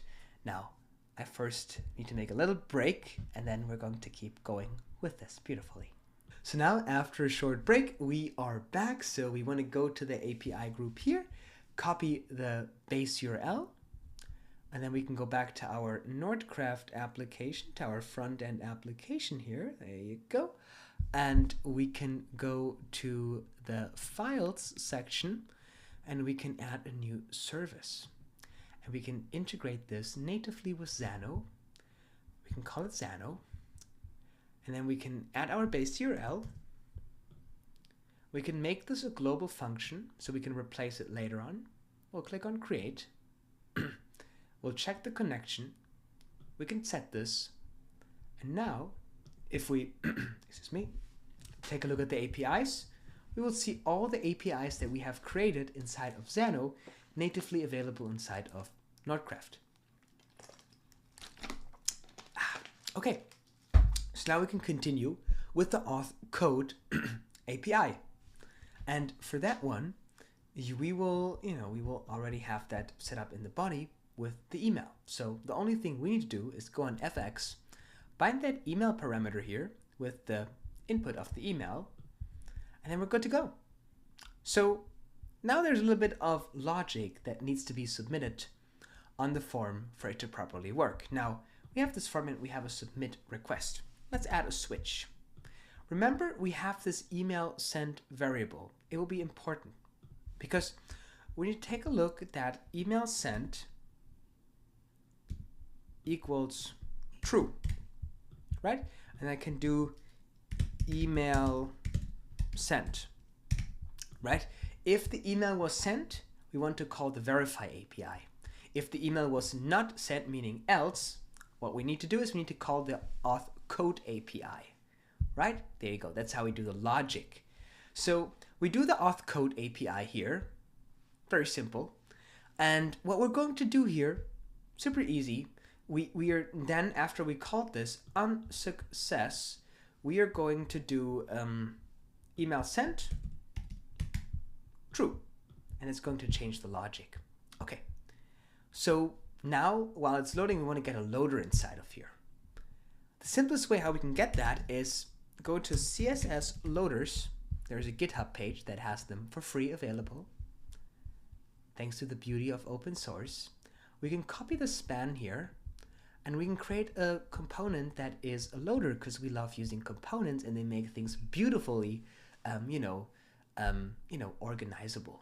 So let's create a new component here and let's make this loader. There you go. Let's create this. And then in this div, I'm going to paste the span here that I copied from that website, and I'm going to copy the loader now. Okay, we can go back and we can add a style tag here, and we can paste this inside of here. Beautiful. So now there are actually a few things that we want to do to, allow us to style the, the loader and kind of like make it very nice. We want to have a variable for this. I'm going to give every loader an ID, and I will set an initial value of the variable be a random number, multiply, or I can just do random number, and I will just do multiply by 1,000 or so. Let's do like multiply by lots of values. Okay, there you go. Maybe multiply by 1,000. Okay. Maybe a little bit more. That's good. That's good. That's good. Good. I want a round number. That looks good. Yeah, I can live with that. And then in case we're going to turn this into a string, and I'm going to add a concatenate. I mean, if we concatenate, we already turned it into a string, so we can cut that out. And I'm going to call this spinner minus random number. It's going to assign an ID to the spinner. Just a little thing. So when we now load this variable, we are creating an ID so we can, style them without, having that be dependent. So as you can see here, we have this ID inside of here. So we can go to the span. Ooh, whoa, whoa, whoa, whoa, whoa, whoa, whoa, whoa, whoa, whoa, whoa, whoa, whoa. Okay, and we can go and inside of this loader here, where we have that styling, we can, kind of like make it a little bit customized. So width will be 100%, height will be 100%, so it adapts, and then don't worry about it. Then the loader itself, we will just make loader in caps. We'll just do loader in caps, or we can do it in tokenized text. So we can do loader,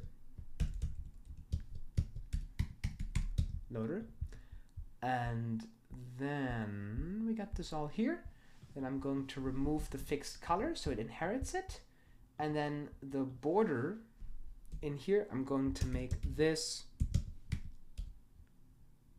width. That will be the thickness, right? Width. So I can take the string,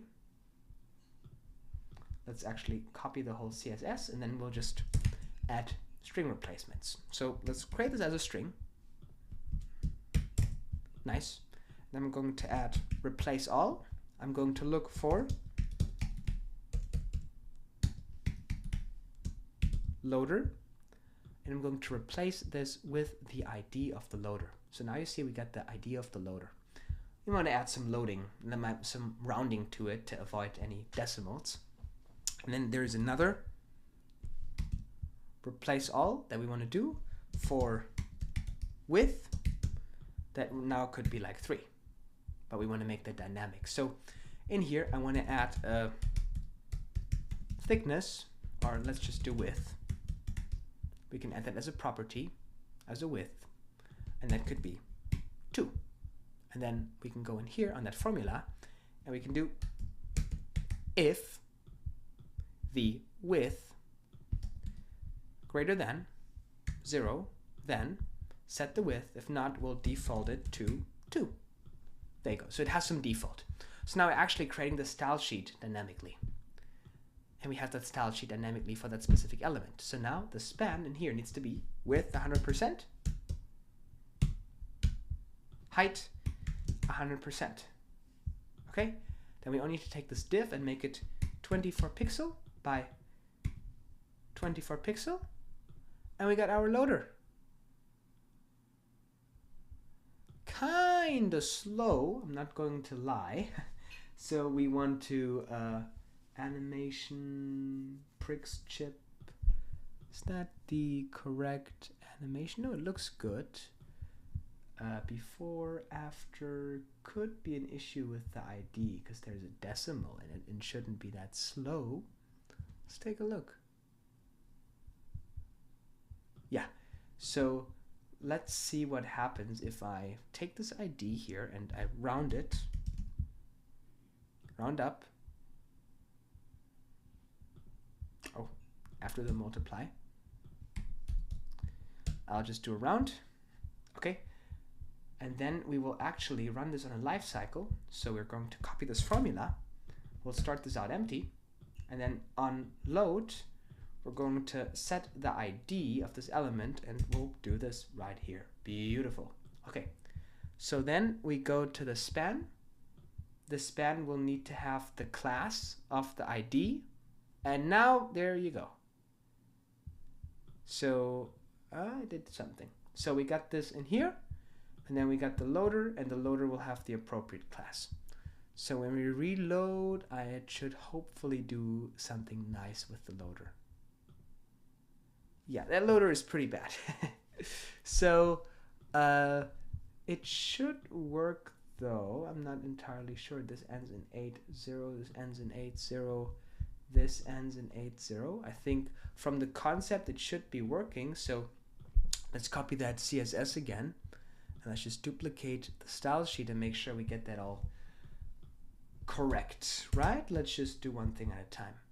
And that loader looks good. So for this, we'll do 100% by 100%. And ooh, I know the issue. It still adds the loader class. And somewhere in here, you see how this class in here still has loader. So we actually need to adjust the template text inside of here. It's a little bit more complex. So let's go to CSS editor. Let's see.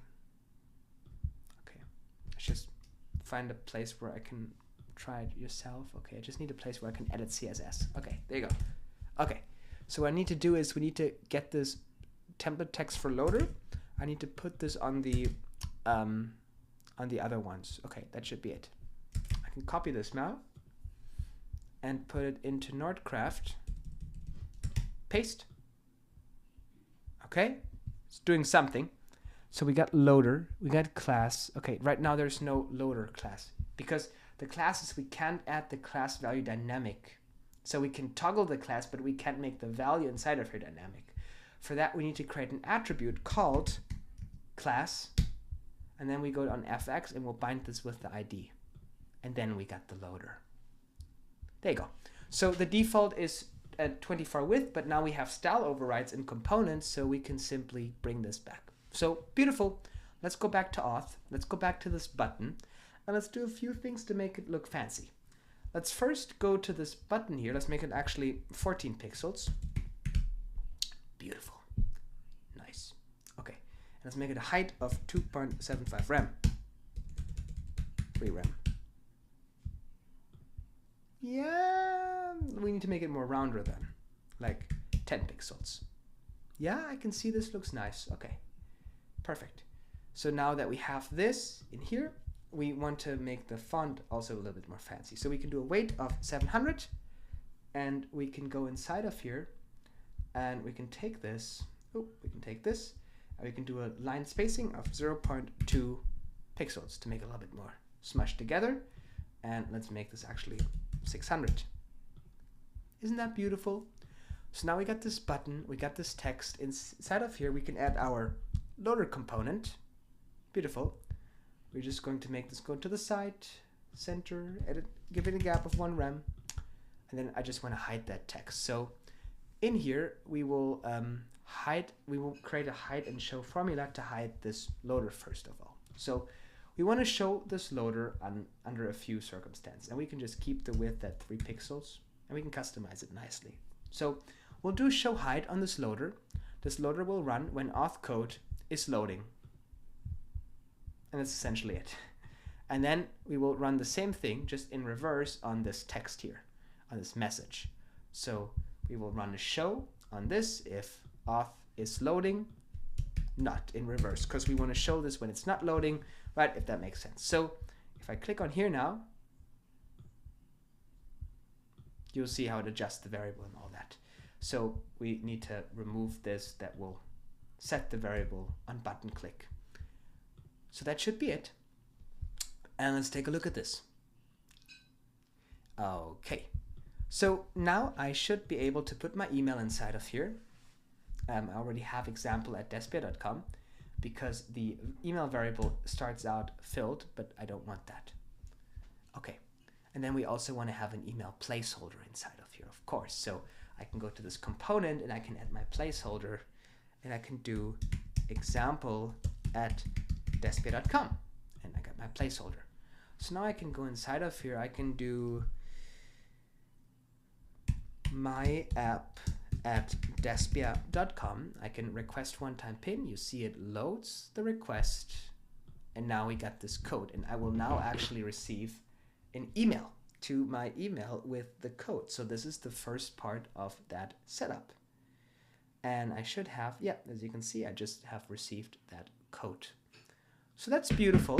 So now we want to make that code input work. So first of all, we got my code, that's beautiful, but this input needs to have a new value. So the value needs to come from the code variable. So we're getting the value inside of here. Now when we start typing something in, we need to override the code variable. So we're changing this to be the code variable, and we're taking event target value to get that data back into the variable. Because as you can see, when I start typing inside of here, it will put it into the code right here. Now we can change the text to be type number, which I would not suggest, but I'm just going to have it be text for now, right? So we give people more opportunities to make it wrong. But inside of here, what I want to do is I want to make this email, right? Also, to kind of like have some error logic in here, we can go back to the input component and extend its functionalities. When you work with components, my suggestion is start out with a component that just gets the basics done, and then add on top of that, right? That's the beautiful thing about components. You can add on top of it without having to start from scratch. So in this example, I want to add an attribute required, so I can have some native input validation. Default could be false, for example, required. And then I can go inside of here, add the HTML required attribute, and link this with the required value inside of here. So now when I go to the auth form, I can conditionally make it required. So when I do required true, I try to submit the form, it will say please fill out this field because it is required. So we're using native HTML to make this beautifully work and validate all that stuff. Now we can add patterns, we can add certain regex codes inside of here. There are lots of things that we can extend this component on, and it's the beauty of using components when you're building applications. I always say learn it the right way. I have been emphasizing using components the whole time. It's a great way to level up your applications and to make them work amazing while, following the best practices that, you see in Vue.js, in React, and all that kind of stuff. That's how you should structure your applications properly from the beginning, so it gets easier as you build your application to maintain it and to work with it. Now, in this component, we got it beautifully set up, just like this. But now if I go inside of here and I put my email, like let's do, what did we had like SaaS at despia.com. I can request my one-time pin, and there you go. I got my code, and now I can put my code inside of here, and we should have it in the code variable. Beautiful. So now we can actually set up the next API that's validating the code and then exchanging it with an authentication token. For that, we can go to APIs. We can go to auth verify and create the auth verify API. The body needs to have two things. It needs to have the email from the email variable and the code from the code variable. This code is invalid. If we tried running it in total, we will clearly see that there is user record.code could not be found. Because that user is not a code, because we first need to issue the code, of course. Okay, that should work. There is no code. Okay, maybe we want to debug something here. Okay, this is great, because this may happen. Unable to locate variable. And now we want to take a look at our API, what's going on. So let's go to the request history, and let's take a look why we're getting this internal server error. Let's take a look at the code, and let's put this inside of here with the setup. Let's run this. Let's see where it's falling apart. Let's click inside of here. User record.code. Okay, so in this example, let's add a stop and debug to the user record. It could be that I'm using an unfortunate one, but as you can see, here's the issue. Because we made the code internal, it removed it from the response here. So we need to go on the output manually again, go on customize response, and manually include the code. So the code variable is being passed inside of here and can be used by the logic. That is what we needed to do. We can publish the API again. We don't need to refresh the application because the API is just updated on the server. And now, as you can see, it should say this access code is not valid or expired. So we're getting that error back. Now, with that error message being thrown back at us, it's something we can run with. But we want to now run this code when the email was sent. So when the email was sent, we want to run this verify request. And then on error of this verify request, we want to kind of like create a variable that will show us an error message nicely. We can do this very simple, and we can even use our animation frame component that will allow us to make this a lot easier. We can create a variable here called error message. And I'm going to make it a global variable because I want to use great animations for it. Let's go on FX. Let's add an object in here because we want to work a little bit with delays to get this beautifully working without any content flashing. Let's go inside of here and let's create a value called show. That will be by default false because there's no error. And then we're going to have the error message, and we'll put the message in this variable inside of here. Beautiful. So now in this example, we can close this and we got the error message right inside of here.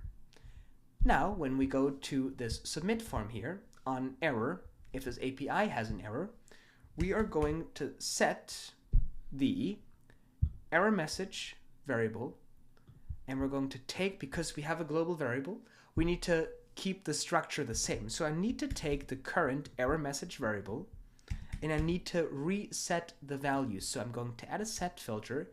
I need to set the show value to be true. So I'm resetting the structure, as you can see. I'm reformatting the structure here, but the structure needs to be the same. You can't just put a new value inside of here or click on here, because then you see the output does not match the format. We need to take the structure, keep it the way it is, just overwrite data on top of it.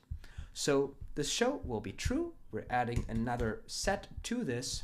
We'll put the message inside of here, and we'll take the message from the API. So inside of here, we will go on auth verify. Yeah, and we will take error and we will reproduce an error so we can set it in this example. So let's go on auth verify. Let's try running that thing. And let's try actually running it with a real email. So let's do hello123@despia.com. Nice. Let's put the wrong code. Run again. Okay, now we got that error here. So we can go back to the form that runs this. Go on error. There you go. And now we're going to get that error message beautifully in this object here. Very nice. So now we need to show this in this form. So to show it in this form, I'm just going to add an animation frame. Look at that. And then I'm going to make this animation frame with the 100%. There you go. And I'm going to add a div block inside of here. I'm going to make sure it's also with the 100%, right? And I'm going to add 0.75 rem side padding and 0.75 rem top and bottom padding. I'm going to make sure everything is centered in here. I'm going to add some text inside of here. And then I can go to the div, and that div in here can have a nice red color, a light red. I think that looks beautiful. Okay, nice. Or we could make it a little bit look like Vercel, where we can take like a completely red one, like this, but I don't know, it looks too much ChatGPT generated if we do something like this. So let's take this here and let's make this red, and yeah, I think we'll take that darker red. Very nice. We'll make sure the font weight is 700. Oh no, that's too much, 600. The size is 13.5 pixels. Yeah, 500 is better. and then we need to make it very close together. So we're going to line spacing 0.2 pixels. Magnificent. Okay, we're going to take that text now. We're going to go to error message and we'll take the message. Beautiful. And in this example, we have another error message because we're actually setting the wrong parameter into the error message. Let's take a look at the form again. On submit, on error. On error, we are submitting the error message. That should be actually fine. So let's actually try running this again by reloading the editor to kind of like give it the chance to populate again. So let's put inside of here, hello123@despia.com. We'll run that OTP. It's now processing it nicely. We will get that code. I'll put the wrong code inside of here on purpose, and you see this account is not valid. So there are a few things. We want to make sure it's centered. We also want to make sure all text inside of here is centered. For that, I think we need to turn it into a block to center the text. There you go. And now inside of here, we can give it a round border of 10 pixels, just like this. Isn't that nice? And now we got our error message, and you can set up any error messages you want on the backend. Now, let's take a look at the gap. That's 1.25 rem. So we go with the rem balance into 1.25, and then when this is hidden, true, you see how it balances it out with a nice animation. So in here, we're going to show this if error message show equals true, then it will be hidden. So we need to, if it equals false, right? Because if the error message is false, that means that it doesn't need to be shown, but then if it's just the reverse of that, right? Like logic does not need to be explained. It just, if it doesn't work, just do the reverse. There you go. Why do it complicated if you can do it simple? That is, practice what you preach. But, then what I like to do is I like to get rid of that message with a nice animation the moment the user is kind of like trying to update this, the moment the user is trying to make a change event. So this is actually where the change event comes in, right? So the change event means when they focus out of it after they edited something. So it gets rid of it. So on change here, on this change event, on this code, I'm going to go to error message, and this is why I don't reset it immediately, because I want it to animate out first with a little delay, because otherwise we're going to get some content flashing. So I'm going to take the current error message, and I'm going to set show to be false. Okay, and then this will make it disappear, and then after it disappeared, I will add a sleep for 300 milliseconds. That's the delay we have on it. And then after the sleep is over, I'm going to set the error message again, and I'm going to remove the error message completely. So I take the error message, I'm going to set, and I'm going to set the message, and I'm going to reset that. So it clears the message, so the underlying structure is clean, but we do have a nice animation. Take a look at that. Isn't that beautiful? And we can do the same. We will just take this and we can turn it into a workflow. That workflow, we can name this workflow. This workflows allow us to run the specific, the specific line of code, those specific steps in multiple places, and kind of like allow us to sort those things nicely and reuse them. So let's call this clear error, and I'm going to paste this inside of here, and then I take the next step, and I'm going to copy that, and I'll put it back into the workflow. Okay, and then I can go inside of here, I can go on change, delete, replace it with the clear error workflow, and then also do the same thing on this one, right? So now I can run this code in two places, but I can edit it in one to edit it wherever it's running. And then I can work with parameters and all that kind of stuff, making it very nice to work with. So I can run it again, get the error again, try to fix this, try again, get the error again with a nice animation, like doing pretty cool. There you go. There you have it. So now we got that set up. So now how do we actually handle the authentication success? So the way we need to do this is I need to first of all get a success so you can take a look at the data. So let's do 555237. Okay, that's the correct code. And now we want to run this success. This is actually giving us an error. So this error is invalid. I probably ran it 2 times by mistake. Oh, no, actually, I got some old emails here. My bad. Let's do 668728. Let's run that again. And that seems to be successful. And we see that authentication token. So what we need to do now is we need to go to the form, on submit, and then on success of this verify API, we want to click inside of here. And what we want to do is we want to go here on set session cookies, the access token. We will go on FX, we'll take this from the auth verify API. This will return us the access token. And then this will expire. Remember when it was expiring? I think we did some math. Yep, there you go. This is when the token will be expiring. So we're just going to put this right inside of here. Your backend could also serve that value to make it dynamic. That's how Supabase actually does it. And then on success of this, we will do a redirect. We will go to the dashboard. That will be the authenticated page. That's just the home page. There you go. So now if we go on this application, it should beautifully work. I can log in with hello@despia.com. I can request my one-time PIN. I got this beautiful animation. I will get my email with the login code. I can put my login code. I can first of all do a wrong one. It will give me an error. And then I can do 420976. Run this again. I need to add a loader for that one. And now we're on the dashboard page because we're now successfully authenticated. Now, how do we know who is on the dashboard page? That will be the next step, that we need to set up.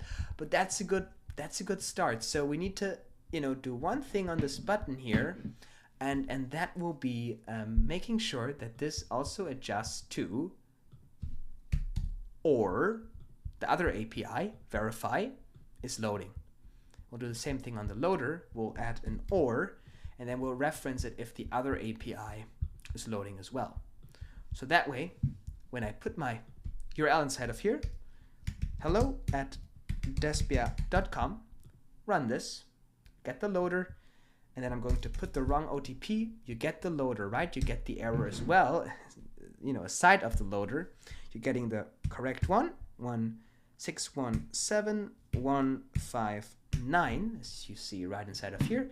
We get the loader, we're successfully authenticated, we're on the page. Now, how do we know who is on this page, right? If you're on the dashboard, also we only want you to be on the dashboard if you are really authenticated. For that, we can make use of Toddle's API and doing server-side redirects to get them to the login page. If they're not, we're just on /auth. So let's go on our home page, which essentially is our dashboard. And we can customize it with the meta tags, but I don't care about it right now. Let's first on this page run an API, and this will be executed server-side because it will be a GET API. And we will do auth.me. And auth.me, as you can see, will now get the information of the logged in user automatically because we have the bearer token, because it recognizes that we're using authentication in Zano. So Nordcraft, Toddle, whatever, it's still Toddle, it's just a new name, still the same tool. It will automatically take that token from the application, right? Which is pretty cool. And then you can run this, and that's how you verify if the user is authenticated or not. And sometimes you get issues, and then you gotta reload the editor because sometimes there are some bugs with how Nordcraft previews the authentication. You see it works, then I reload it, and then I get invalid token, and then I reload it again, right? And then I reload it again manually and get a invalid token. So there's some bugs in Nordcraft. There is the Chrome extension, it should be on. You can try opening it from the Chrome extension again and seeing if that solves the problem. There are lots of errors in Nordcraft right now, lots of bugs in, during the period of time while I'm filming this video. It's just something you have to deal with. But I do think if you compare the errors that Nordcraft has to, kind of like some of the, you see it gets it again in the editor, common issue. I've been bringing that up for some time, But if you compare some of the limitations that the editor has, like with authentication, where it just doesn't run that smoothly as it should be, hasn't been fixed yet. But if you compare to this running your application in a terminal, in a code editor, where you can't preview anything, I think it's still a big improvement. Just note that, if you really want to test your authentication and you have that, that extension on, and it still doesn't work, just open your application in real time, test it on there. It's a tool made for professionals, so they kind of like trust you that you'll be able to solve those issues yourself and find workarounds for that. It's just a little bit painful when you work on a project, but it is still way less painful than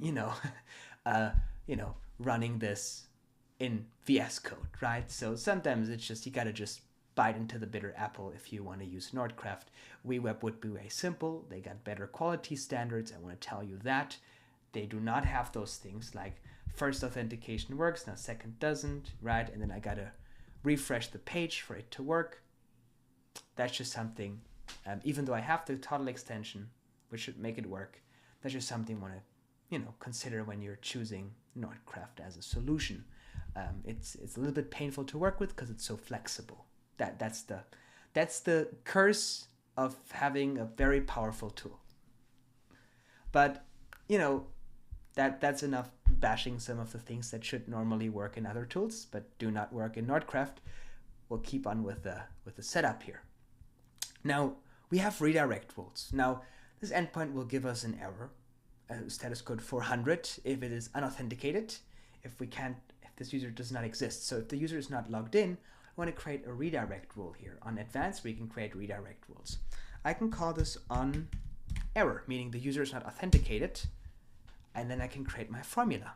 For this, we will need an if statement, and then I can go on auth me, response, status, and it will redirect because it has this error, right? We just can't avoid that. That's just, you got to deal with that in Nordcraft. You'll always have errors in the editor. Right now it's full of errors and full of bugs. They told me they're working on it, but that error has been persisting since 2 months. So, test outside. Just test on the previous site. But we're going to do if this not equal 200, meaning it failed, which it just did. Then we're going to go to slash, meaning to slash auth. Don't go to slash, otherwise you get an infinite loop. We're going to go to slash auth, which will be our login page. On else, we'll do false, meaning no redirect occurs. Never do the path of the page you're on, otherwise you get an infinite loop. So you want to do false inside of here. There you go. So now when we open this, we'll stay on the page. But if we open this from Safari, which you got right here, and we're not logged in, as you can see, we're going to the login page. And Total handles that before the site is loaded. It's fully server-side protected, which is pretty cool, or Nordcraft. Right? So you get that inside of here. Now we can use similar principles actually for the for the authentication procedures on the gated pages. But inside of here, we can simplify this. I can just add a text area, if you will, and I can go on value, and I can go on auth me, and I can go on data, if it would have any data, right? And I just add JSON encode because it's in a text box, right? And then when I open the page on the live side, you will see that I'm getting the user data of the person that's logged in.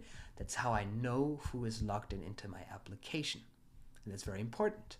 So now I'm on that dashboard page, and that's kind of like the main application page. Now, this is how we handle that in Nordcraft. Now, how do we handle this based on user permission roles? Let's just reload this real quick. How do we manage the gating of pages based on user permissions? Now, that's a good question. We could, we need to run the same auth me endpoint on that other page.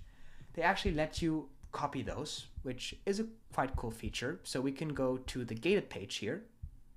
Now we're on the gated page. I could paste it. And essentially what we're doing is we just need to refine the redirect rule. And then we will actually need to keep the on error, meaning if the user is not authenticated, we want to go to the /auth page. So that will be the base. But on top of that, we will do on upgrade. right? When they need an upgrade. For that, we will need to take a look that if the data, and now there's no data, so we need to refresh the editor to get the data. Just always got to do that in Nordcraft. And then if plan, and now again, when it loads it again, it goes back to undefined because of that error, but we'll just pretend it equals free. Then we're going to go to /upgrade. On else, we'll go on false, and they can get access to that page. There you go. So now when I open this here, I will be redirected to upgrade, right? I'm right now logged in Nordcraft in that application as hello@despia.com. So I can go to the database and I can look for SaaS, and I can make myself hello@Despia a paid user, right? And now when I go to /gated, I can access the gated page.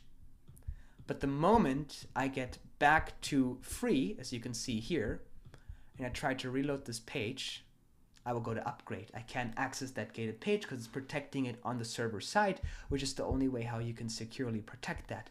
If you're working within that front-end tool, now you want to have your proxies on the back end to make sure that you are protecting your API calls also with authentication, which we'll talk about, but that's something to consider. Now, the next thing will be having the user upgrade, handling that payment part, right? And that's some magic of its own, but it's actually quite simple to implement. So if we go here on the upgrade page, on that upgrade page, we want to implement some very simple UI. We want to implement a button for them to upgrade. Now, I'm not going to create a component for the button. This is kind of like just, representational. Or should I? Nah, I'm not. So let's just call this upgrade for now. We can add it later on, right? It's already getting dark outside. But we can call this upgrade and we have a button. So what I want to do on this upgrade page is I need to create this checkout link that is linked to the user's appropriate information. Now, for that, and the way we set that up will be actually by using Polar. So we will need to go back to the backend to set this up correctly. So let's go back to Zano. We will add a new API endpoint, and this will be Polar/checkout. And I'm going to make this a post request, or could be get, but I will make it a post. Okay, we need to put authentication on this here for SaaS users authentication. The tag will be YouTube, and then the description will be create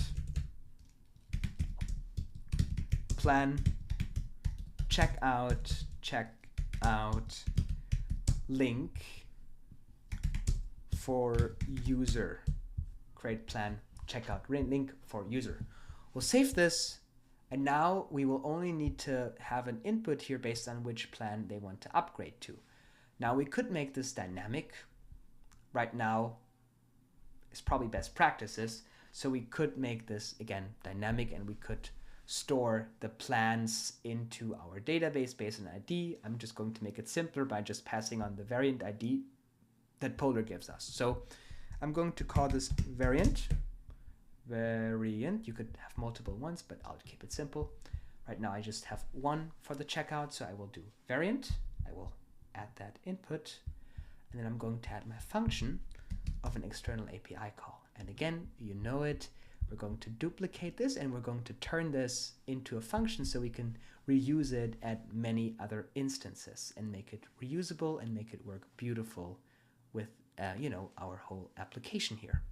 So the next thing that we will need to do is we will need to go to the library, we'll create our functions, we will add a new function, and that will be SaaS_Polar_checkout. SaaS_Polar_checkout, right?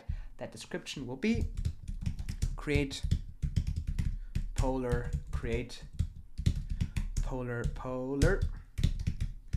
checkout.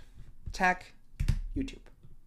Inherit settings. We'll save this. Okay, now we can go to Polar's documentation to set this up correctly. Beautiful. Okay, so now we will take a look at the checkout API and we will take a look at how we can create a checkout session. There you go. So we can pass lots of information in here, metadata, all that kind of stuff. We want to do that definitely. We want to assign that to a user. Discount ID, we can skip some of those, but we'll do the same process. We'll copy the whole thing. We have customer, do we have customer ID? Oh, that's good. Okay, so we can copy this. This is completely usable. And now we can go to Zano and, oh, we need to go to our function, right? And we will add an external API request here. Beautiful. Now I can import the curl, paste this, and I will just be hiding the things that we don't need. We'll want the metadata, definitely. Custom field data, we don't need that. Discount ID, we don't give discounts here. And then allow discount codes.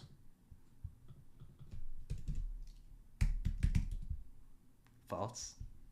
And then we're going to apply that. And then require billing address.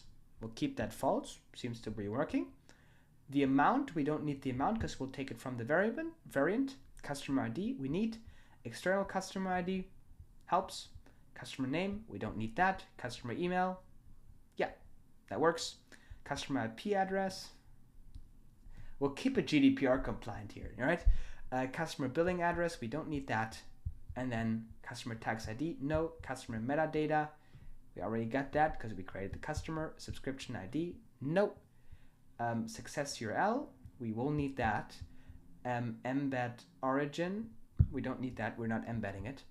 And then the products is where we will put the string of products, right? So for the products, we can already put our variant inside of here. We will need to set it up though, and it will be an array. So we can save this. So now let's start adding the products, the variants. That will be a list of strings. So we can add a text. We can call this variants. Variants,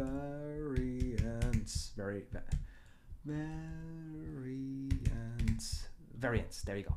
We'll make this required and it will be a list. So it will be an array, a list of multiple variants. We'll add that input. There you go. So now I can go inside of here and I can do in quotes and I will be able to put my variant inside of here.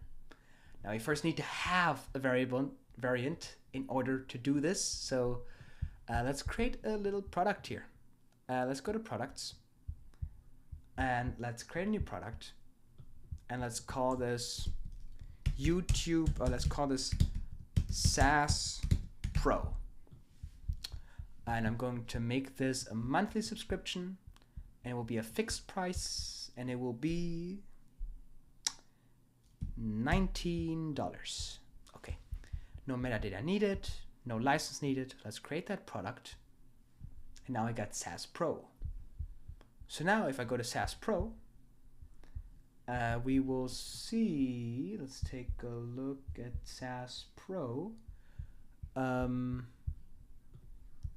Discounts catalog, SaaS Pro.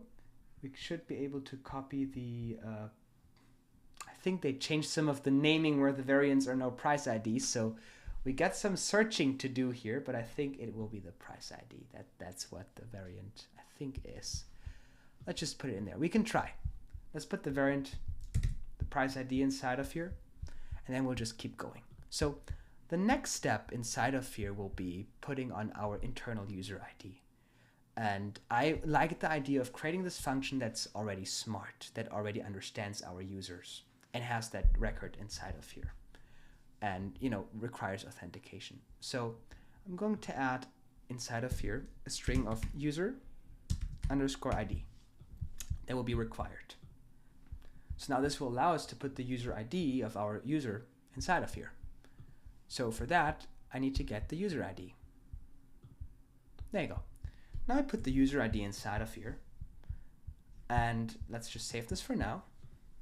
And we'll add a get record from our database. And we'll take this from SaaS users. And then we'll get the user by ID here based on the user ID. And we'll return this as user underscore record. We will save this inside of here, move it up, add a stop and debug under it. That stop and debug will come from user underscore record. We're going to run this right inside of here. We'll get that whole record. We'll get the polar customer ID, very important. And now we get all that data that interests us. That is the external ID and all that kind of stuff. So now when we go to the API inside of here, in the metadata, we will set that up autonomously. So in the metadata, I will add a filter of set because it's an object. And I want to put the user ID inside of the metadata, but make sure it's not as a text like this. It needs to be text. So it can't be orange. And then I'll map this with the user ID input. So we have the user ID for reference in the metadata. So if anything fails, we can always query it. It's kind of like a backup security thing to make sure we have the proper data bound to that user. Then we skip the discounts. We don't allow discounts. We don't, no. The customer ID. This will be the Polar customer ID. So we will take the user record and we'll take the Polar underscore customer. That will get us the customer ID. The external customer ID will be our user record ID. So we go to user record and we'll take the user record ID. There you go. Customer name, we can skip that. Customer email, that can come from our database. So we're going to go right inside of here and we will do user record, properties, email. We'll apply that. Now, of course, when the user changes their email, you will need to implement certain logic for that. But we're kind of like going to do a simple example here. Now the success URL is something I like to make programmatically because, we'll just save this. It's just easier because, based on which branch you're in, it just makes the process way simpler doing this from the front end. So let's call this string success underscore URL. And that will be required, right? Because they also require us to have it. So in here, we'll do, for now, https://despia.com. Of course, what else? And then we will go all the way down here to our success URL. We'll paste this in here, and then we'll put the success URL right inside of here. There you go. Beautiful. Now, there are a few things that are left for us to do. That will be, let's go to products and let's map this. Let's remove the push first. Let's go to products and let's run this products variants inside of here, right?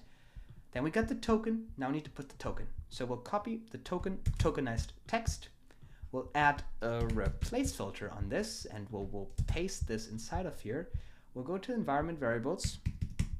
We'll take the Polar key. We'll apply. We'll save. Let's try running this. Stop and debug. Let's deactivate that. Let's try running it. And as you can see, the access token is expired because we are not on the sandbox environment. So we need to do the same thing like before. Let's, for now, add sandbox -API polar.sh. Let's run this and we will see product does not exist. So it's actually looking for the product ID. So we should be able to copy the product ID, go back inside of here. It's not the price ID, it's the product ID. And we need to adjust this on the API. We're just sending the wrong stuff from the front end. We'll put that inside of here. Let's try running this again. And look at that. We got it all set up. 201, that was a success. So we got this URL. That will be our checkout link. We can open this now in our browser. And we will see we do have that checkout beautifully available for us with the email pre-filled and all that kind of stuff going on. We can set up our billing address, security code. It is linked to that customer. And now we can actually add a native embed to that, which is pretty cool. We can take a look at that in a snap. So there you go. Now we will just need to return that URL. So we can just rename this API and then we'll add the logic to make it sandbox or not. Let's call this polar underscore checkout underscore API. I'm going to save this. We'll update the references. And then in here, I'm going to create a variable called checkout underscore URL. The value will be Polar checkout API. We need to run this again one more time. So it defines it. Okay. Then we can take the two properties, response, result, and we will need to take the checkout link. What is it? Where did the URL go?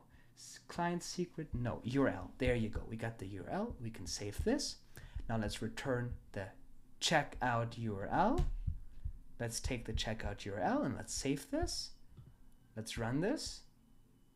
and now we get the checkout URL. There you go.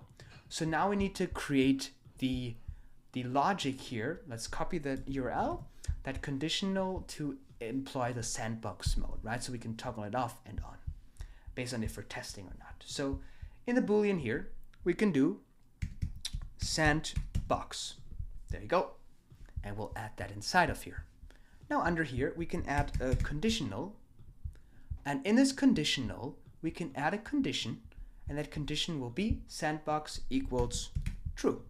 If the sandbox equals true, we're going to save this inside of here, and we're going to add a function to this. Now, we're going to create a variable inside of here. So the first step will be, we're going to call this polar underscore API underscore URL, and that will be if the sandbox will be true. So we'll put the sandbox URL inside of here.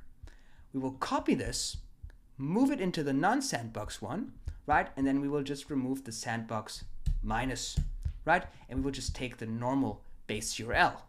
And then when we go to the API, we're going to get this from the polar API URL. We'll save this, we'll remove the stop and debug, and now we got sandbox mode working. So right now we're running this in no sandbox mode, means if we run this, it will cause an error because it's not running in sandbox mode, but we're using a sandbox key. If I do true, we're going to get that sandbox back. There you go. Meaning we can publish this now, and now we are all fine with that. So we can now go back into our API inside of here, where we can pass on that variant, and we get that rest from the authentication, and we can put the polar function inside of here, so we can do SaaS polar checkout. And then in the variant, we got this array. We're going to push, because in this one, we're only doing one purchase. We're going to push the variant inside of here.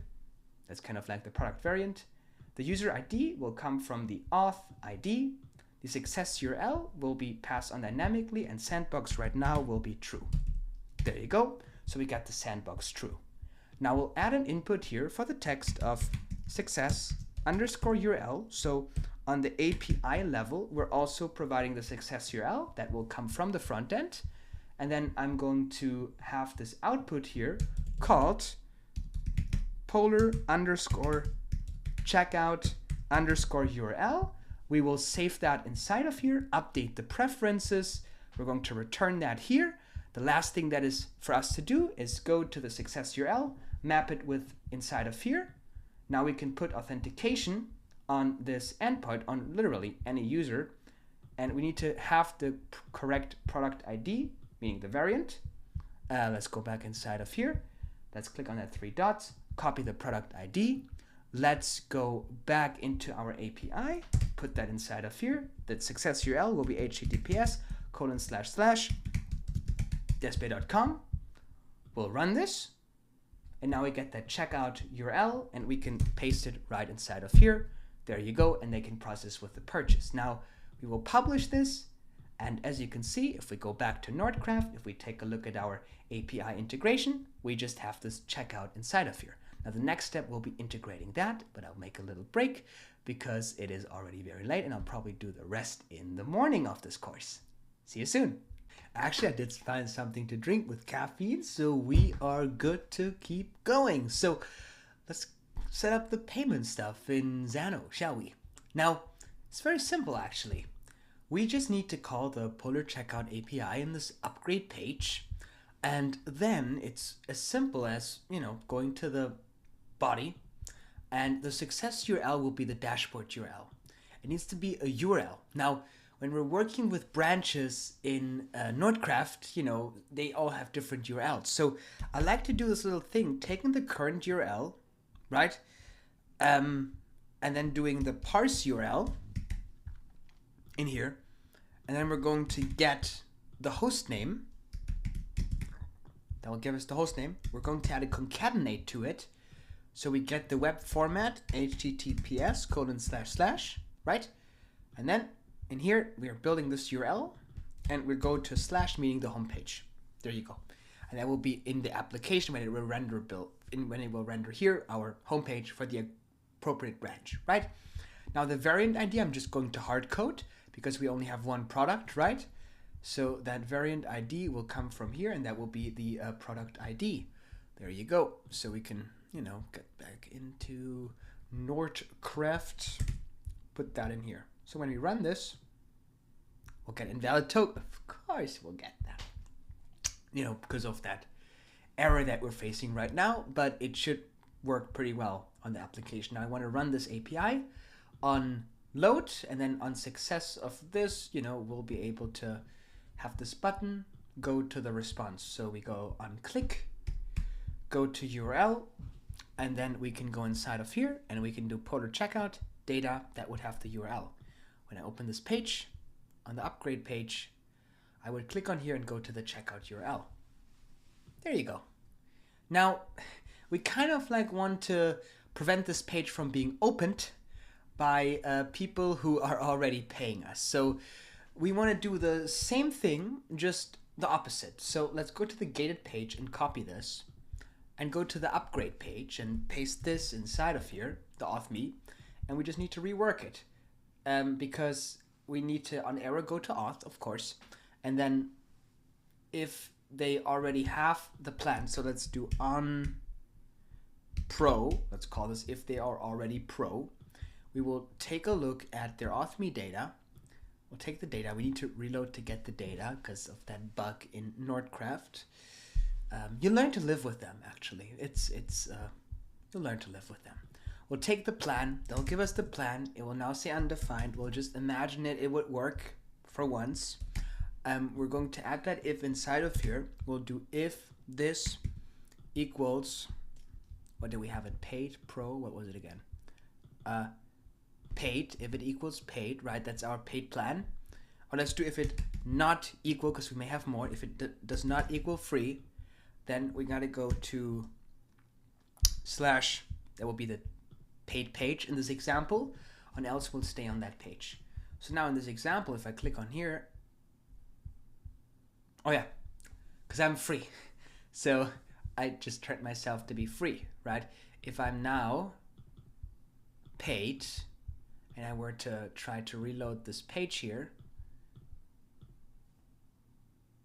I couldn't go to it. I would go to the dashboard page, right? Because I can't upgrade because I'm already paid, right? That is very important. Now, let's make myself free again. So now we need to implement this mechanism. We can delete the other stuff here, lucid icons, email, all that. There you go. Now we need to implement a mechanism. We got the upgrade stuff all nicely going, right? So in the home page, we get that data. It's a basic example. It's a shell of an application, but it's the crucial part of your application. Now, what we need to do is we need to do a few things. We need to now set it up that way that when that purchase goes through, we're taking that webhook and we are, we're then giving access to that user based on that paid plan. Now what we're going to do in this example here is we need to set this up on Polar. So in Polar here on settings, we have this Webhooks tab and we can add an endpoint in here. And that endpoint will send us specific, requests. So what we want to do is the payload format should be raw, that would be JSON. And then we got the URL. So this URL, this will need to be a Zano endpoint that we will create that will be able to just receive and manage the payment confirmation. For that, we can go to our API group here and we will create an endpoint called Polar / subscription, because we're doing subscription / success. Polar / subscription / success. It will be a post endpoint. The subscription will be fetch subscription success and grant access to paid plan. Now it was simple because we only have one plan. Now if you have multiple plans, we need to implement logic accordingly, but we're going to keep it simple for this video because it's just about the fundamentals to get the baseline going, and then you can add on top of that yourself, and that's the exciting part. So let's save that here. And now we are good to go. Let's just copy that endpoint URL. And now we go back to Polar. We need to take a look at subscription created. That's it. That should be it. They actually do it very simple for you. We'll generate a secret. We won't use that secret. There are more secure ways into actually managing that. So let's create this here. And now that webhook was beautifully created. There you go. Now we need to do a checkout. So let's go here. Let's go to /upgrade. We will click on upgrade, and now we'll be able to continue. So we can do 4242424242424542644242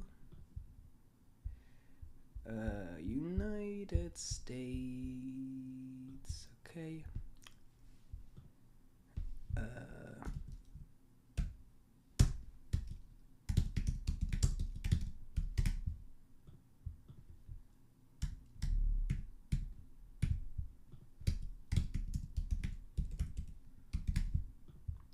Let's subscribe. There you go. We're in test mode, so it doesn't validate anything. It also doesn't give us sample suggestions. Now it's validating the payment, and we're going back to the success URL. We're also actually getting the session in case you want that. We won't need it because we have more robust ways to actually manage that. But what happened is if we take a look at the request history of this endpoint that we created, it's a webhook. And we should have seen that Polar has sent us this event that purchase was created and that it was confirmed. So now we can copy this payload here, bring it into the debugger, and now the way we receive this is by using a specific webhook function in Zano, because we need to get it back into Zano territory. For that, we can take a look at Webhook, and we can get all raw input. It's very very powerful. Let's call this Webhook, and we'll save this. That's how we get the data into the function stack.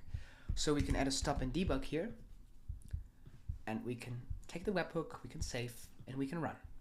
And then you can see we're getting that data, we're getting the email, we're getting the ID, that's the most important thing. We're getting the user ID, we're getting the price, we're getting the prices, we're getting the product that they purchased, we're getting the customer. Customer is the most important thing, because this will also give us the external ID, and it will give us, it will also give us the metadata, right? That's what we added in there. That's the same as the external ID. And we'll get all that information, the price ID, all that kind of stuff. Pretty cool. So the product also, the product ID, that's A4. Where is it? Let's take a look at Nordcraft on the upgrade page. I'm just going to implement some very basic logic here. And then, you can adjust this again. This is just giving you a great head start. So let's go to the body. That variant is ending in A4. Yeah, so we got that in the payload here, A4. Yeah, that's that one, SaaS Pro. Okay, so here's what we're going to do. We're taking a look at the product ID. Let's create a variable here at the product ID. So we will call this product ID. That's what we're looking for. We'll take webhook, data, we will take a look at product, and we'll take the product ID. When I stop and debug the product ID, we will get the product ID. There you go. Now this is the only product that we have right now, so I can just copy it. And then I can add a conditional, and I can process, according logic, if this is this product. So I do product ID equals this one, if that makes sense, right?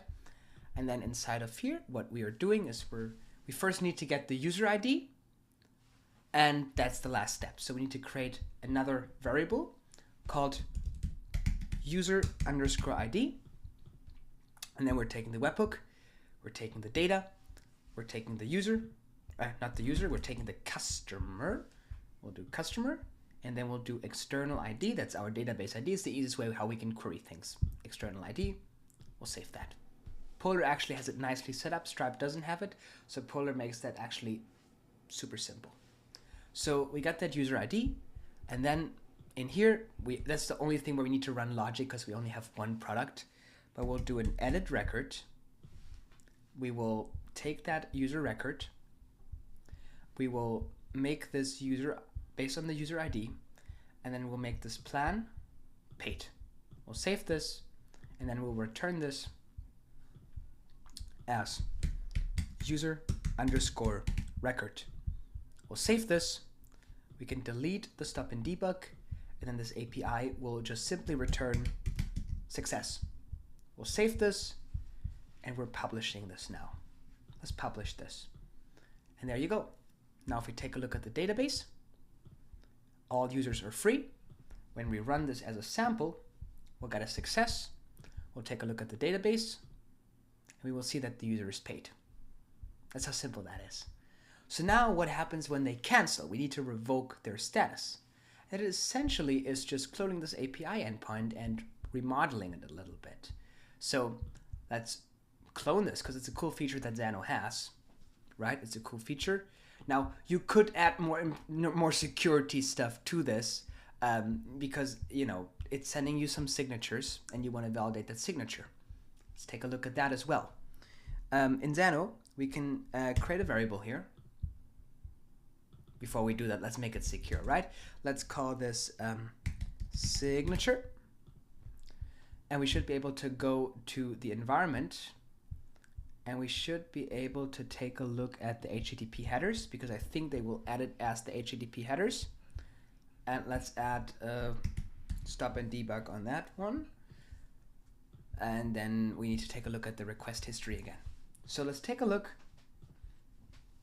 If I go to request headers here, we see that there is a signature and we need to decode it. Now, you could do this. You would need to run a Lambda for that. But there is a simpler way, actually. And I'm a fan of simplicity. You do know that. So here's what we're going to do. We're going to make it very simple and easy. Right? We're going to take a look at Polar's documentation. That's the wrong one. Let's duplicate this tab and let's go to Polar's documentation, right? Polar.sh docs, because it gives us the ID. The easiest way to validate the authenticity of the data that we're getting sent to us is just calling their API and checking if that subscription ID, if that checkout ID exists, right? So they do have this great get endpoint, like get checkout session from client, get checkout session, right? And I can take a look based on the ID of that checkout session. That should be it in the webhook, but it could be subscription. Let's double check that. Let's take a look at the webhook payload. The event will be subscription created. So let's take a look at the request history. Let's take a look at the input. This will give us, I think, some of the event data. Subscription created. So we will see in here data ID. That will be the subscription ID if I'm not mistaken. Yeah. Checkout ID. We also got the checkout ID, right? So we can validate it based on that. But let's validate this based on the subscription ID, right? So what we can do is we can go to Polar and we can take a look at subscriptions. And we will get a subscription, right? We will get subscription. Now we can copy this URL. It's pretty simple. And we can then turn this into a function again for best practices. So we're now going to go back inside of here, inside of our inside of our library, inside of our functions, and we're going to go to SaaS underscore Polar underscore subscription underscore data. All right, let's do subscription, right? Okay, we'll do get subscription data from data from ID, tag YouTube, and we're going to save this inside of here. There you go. So now we're going to add the subscription ID. We'll make this required. Then we'll add that API. We already have copied the curl. So we're going to import curl, paste, import. We got the token. We'll copy the token. We'll add a replace filter, put the token inside of here, go on replacement, take the environment, take the Polar API key, and then inside of here, we got this ID. So we just add ID in caps. I'll add a replacement filter. I'll look for ID in caps. I'll replace it with the subscription ID input. I'll save it. The response will be called Polar _ subscription _ ID as subscription API. We'll save this. We'll update the references, and we will take a look at this here. This will give us this ID. This should be the subscription ID. To validate that, because it sends us the data, the easiest way to validate is calling their API and seeing if that data actually exists, right? So that will be, because it will be very unlikely that someone will figure out the subscription ID from another user, call that server, and then do that, even though I can see how this can be an issue. But I mean, you know, it could also be an issue if someone can fake the signature. So I think we're fine on when it comes to security here, but I just want to point this out so you can think about that if that is something that may be viable for your use case, and then you can adjust based on that. So now we need to, again, change this to be the sandbox version. So we go to sandbox Polar, and then this should give us the subscription information. And if it does, that means it's true. Invalid group, exceeded, found 7 UUID parsing, less than length. I think I put the wrong UUID in here. Let's see. Oh yeah, I didn't get the whole thing. Let's copy that again. I forgot the C. Let's run again. Oh yeah, there you go. So we're getting data. 200 means it will get us, that was a valid one. So we can kind of like build this in as a protection to validate that authenticity, which is pretty cool. You know, so what we can do now is we need to only return the saved data, meaning we need to build this response again that we are used when we are building functions. So let's call this, I think we call it result or something, right? Or like response. But I'm going to create that object. We're going to set, I'm going to call this response. The value will be the response of the API, response result, right? We'll save that. And then I'm going to add another set with the status. The status, and then we'll take the API response, status, apply, save. Then I'll return the response. I'll save, run again. Very nice format, easy to work with. So now we just need to publish this. There has been a video editing error here, but now there you go, and we're good. We got a nice, easy to work with response. Beautiful. So now this brings us almost to one of the last parts here, which is getting this all together to validate that security and getting the webhooks firing into all directions securely, right? So let's go back here. And now what we can do when we get that user ID, we will just simply create a new variable called subscription ID.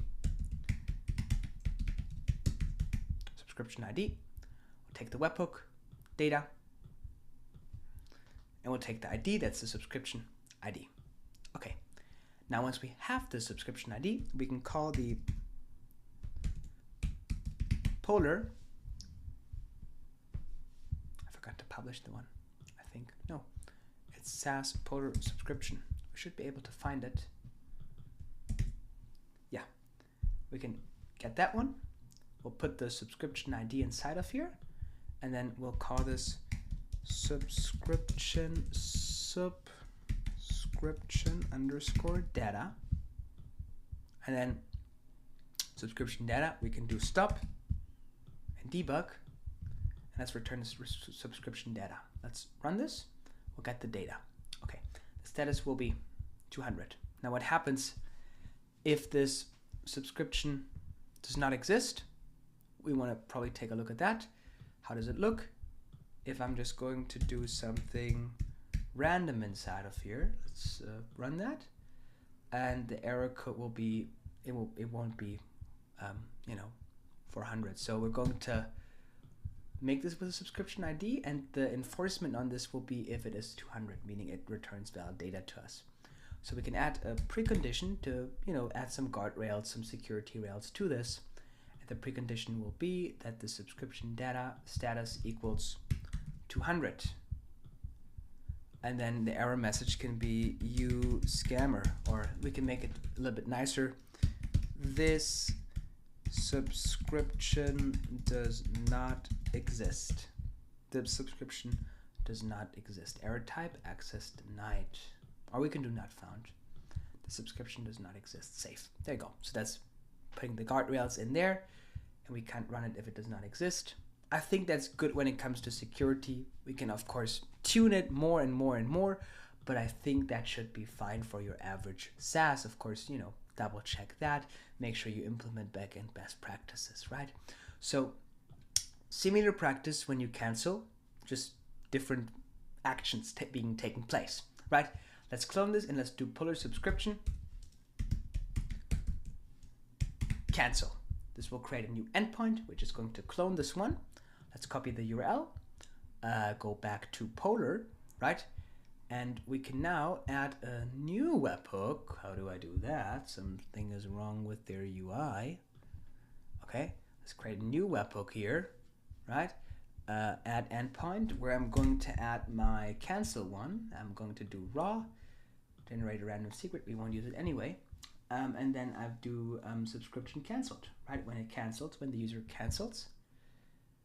Okay, and now this will give us the cancel event, right? Beautiful. So now we need to create a cancel event. For that, we can go to sales, and then if we expand the menu under sales, we will have subscriptions, right? So inside of here, we have this inside of here, and I can do cancel subscription, and I can do immediately. So I can cancel the subscription immediately, which is pretty cool. Too expensive. Cancel the subscription. Now this will fire off immediately that webhook, not WebSocket, that webhook. So in the cancel, in the request history, anytime, we should see this pop up. So wait a little bit, and we should start seeing it, right? So now you see, okay, this was canceled, and all the data is the same, and it should be all fine because the output does not produce any error.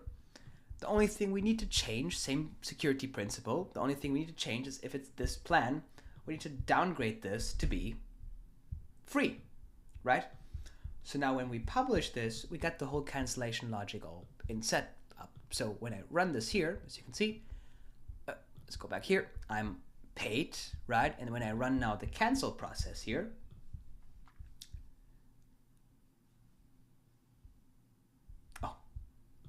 no response inside of here, of course. When I go inside of here, copy the input, put it in the sample data format, run again, we will get this canceled. And now when I refresh, you will see, it's making it interesting now, free. So I am canceled. I am losing all my benefits. I can't go to the pages. So there you go. Now there are a few things that are bonus that would be allowing the user to manage their subscription. Now maybe you want to probably allow your users to also cancel at any time. So you offer one-click cancel, so you're compliant with California law and all the EU stuff and all that kind of stuff, right? Not making it hard for people is also great for your reviews because people will actually like your service then. So let's create an endpoint here and a function to create the customer portal, which is actually pretty critical. So you can allow users to, at any time, go to the portal, manage their subscription, cancel it, and then at the end of the billing period, it will fire off that webhook when it's actually that day of cancellation. Unless you cancel it immediately from the Polar dashboard yourself, which will still trigger the webhook. let's add an API endpoint for that inside of here, custom endpoint. We'll call this polar/customer/portal. Polar/customer/portal. I will make this, I'll make it a post because it technically creates a new link. Okay, and then in here I will say generate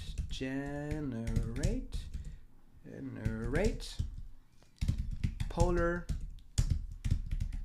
customer portal link so they can manage that. I'm going to add my tag of YouTube, and then this will need to be authenticated based on SaaS users, right? Because the user will generate it based on the user stuff. Now we will need to create a function for that, so I'm going to duplicate it so everything is nice and reusable. The way we're going to do that is we're going to go to the library, we're going to go on functions. Again, same process, we're going to do SaaS_polar_customer_portal. So SaaS Polar Customer Portal. Description will be create link for Polar Customer Portal. Tag will be YouTube. There you go. We can save this. Okay, so now the input inside of here will be the user ID. This will be our internal user ID, and we'll make this required. Okay, now we need to take a look at Polar's documentation. Wrong one. Correct one. Okay, so let's go to, where do we have it? Customer Portal API. Customer Portal API session, create customer session.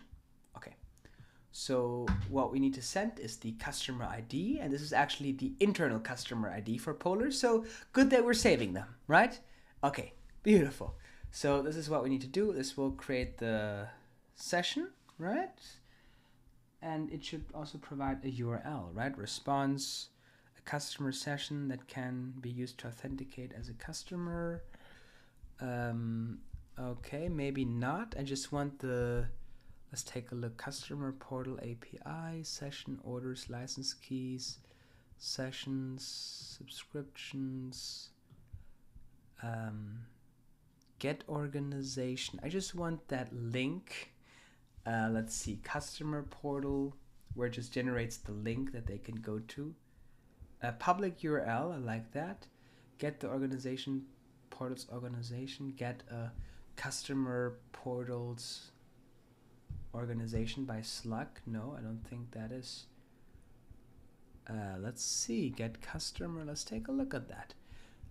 Organization, metrics, license benefits, events, products, refunds, orders, subscriptions, customers.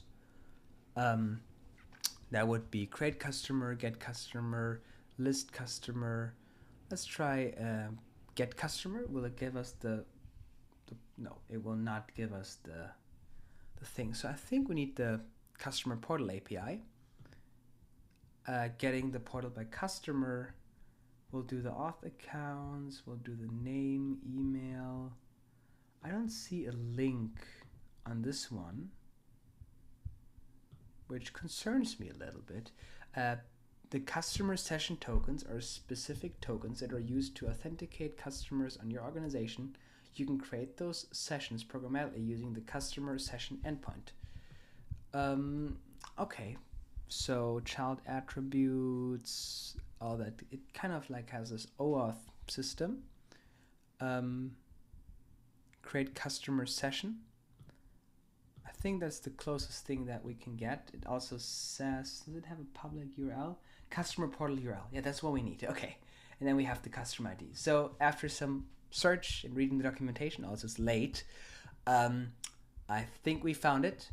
Let's go to our function and let's implement this. So let's make an API request. Also, I think we forgot some critical stuff in another API that we probably want to take a look at. Let's import this. Save. And let's really quick go back to our verify API because I think it's hard-coded on the sandbox. It just came to me. Let's go to SaaS. And let's do Polar, create customer, Polar subscription. No. Polar subscription. Yeah, it's hard coded on Sandbox. We need to add an input here of making a Boolean called Sandbox. We will add that input. I should actually turn this into a function at some point because now it's getting a little bit out of hand, but I think we're still good with that. So let's add that condition here. Let's add Sandbox needs to equal true. There you go. We'll apply that. We'll save this here, and then we'll take that inside of here. We already have the replace filter, so we're fine. We'll move this all the way up. We'll add that function. We'll create that variable. We will call this polar underscore API underscore URL. We'll post this inside of here. That will be the sandbox. Oh, that's new. That will be the sandbox. Yep. And then we will just duplicate this one, and then we'll put the non-sandbox inside of here. We'll go inside of here, and then we will just remove the sandbox part. We will update this, and then when we go inside of here, making the API, we are going to put the polar API URL inside of here, and we'll publish this, and that should do just fine. So now we just need to go back to our API real quick. Let's take a look at SaaS project. We'll take this here, and we will take a look at our cancel API and go to the polar cancel and make sure it's sandbox true, because right now we're testing, so that is all we need.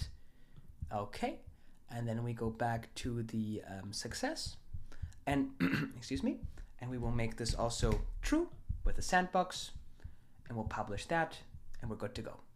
So now we need to do the same thing again. This is kind of like where it gets a little bit annoying, but you know, practice makes perfect. That's what they say. So we're going to go back to our function, and we're going to finish the one that we just started, right?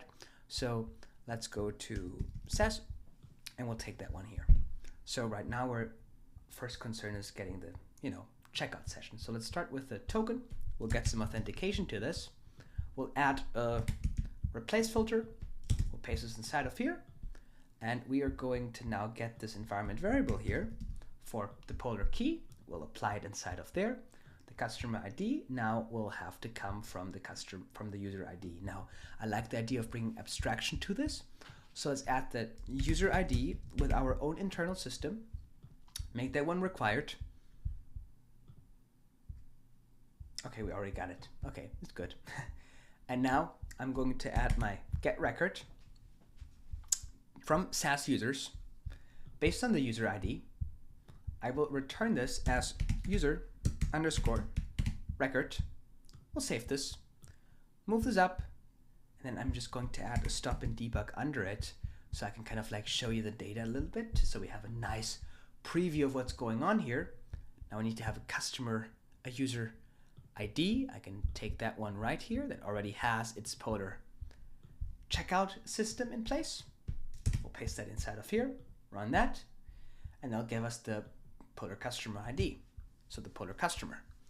Now inside of here in this API, once we got that data, we'll take the customer ID from user record, polar customer. We'll apply that, run this, move the stop and debug a little bit down to our API response here, and we can just have it return, because we're lazy, we can just have it return the link, and you know, and then just have it throw errors if it doesn't, which it shouldn't. And you know, now it says, okay, we need to use the sandbox. So let's put the sandbox inside of here, right? Because we're in the testing environment. We're not working with real money here. And now we are getting this customer portal URL. And that we can just redirect the user, and then they can manage their subscription from there, right? They can go to view subscription, and they can see it's canceled. They can view their invoices, right? And then they can, you know, they get that all for their tax stuff all set up nicely. There you go. So now we want to go back that we have this set up. We want to, you know, kind of like define this link as a variable. So let's create a variable called customer underscore portal underscore URL. Portal, and we'll take that property, we'll do the response, we'll do the result, we will do the URL. We'll save that. We will return the URL in this endpoint, customer portal URL, and then we just rename this API call here to polar underscore customer underscore API, customer underscore portal API. We'll save that, update preferences, so we're all set. Okay, that is beautiful. So now when we run this, we should only get that URL nicely sent to us. Perfect. Okay, now we need to set up the sandbox thing again. So let's add a conditional statement inside of here. Should turn it into a function, right? And now we need to apply this here, save it for now, add that sandbox inside of here. We know the drill. And let's make that sandbox. There you go. We'll apply that. And then we go to the condition if sandbox equals true. And now we're going to define the variable to make that API, conditional.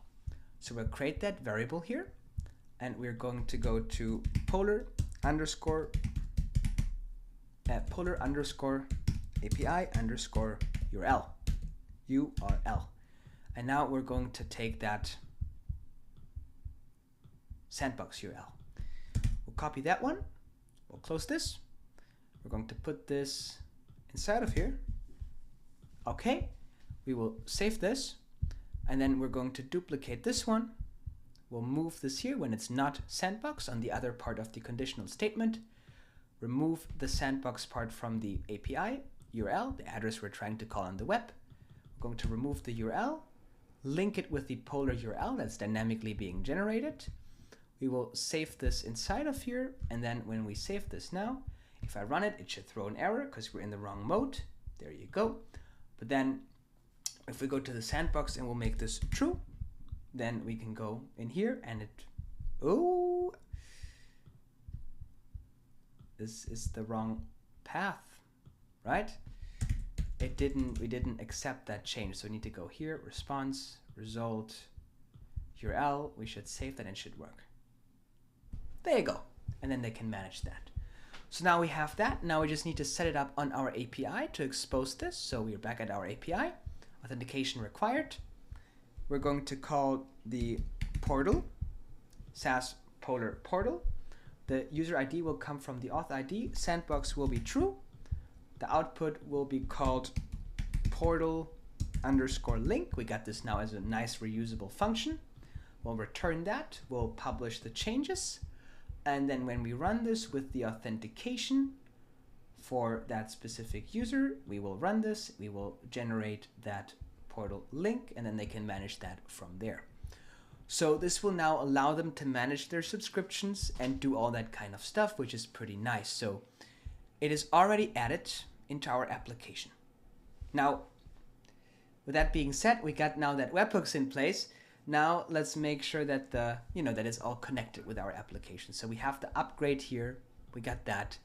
We can now go to the home page, and we could add another button inside of here. That would be manage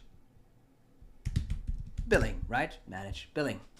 And when I go on here, I want to link our API to create that customer portal and go to the URL. So I can go on customer portal, polar customer portal, and I will go to the body.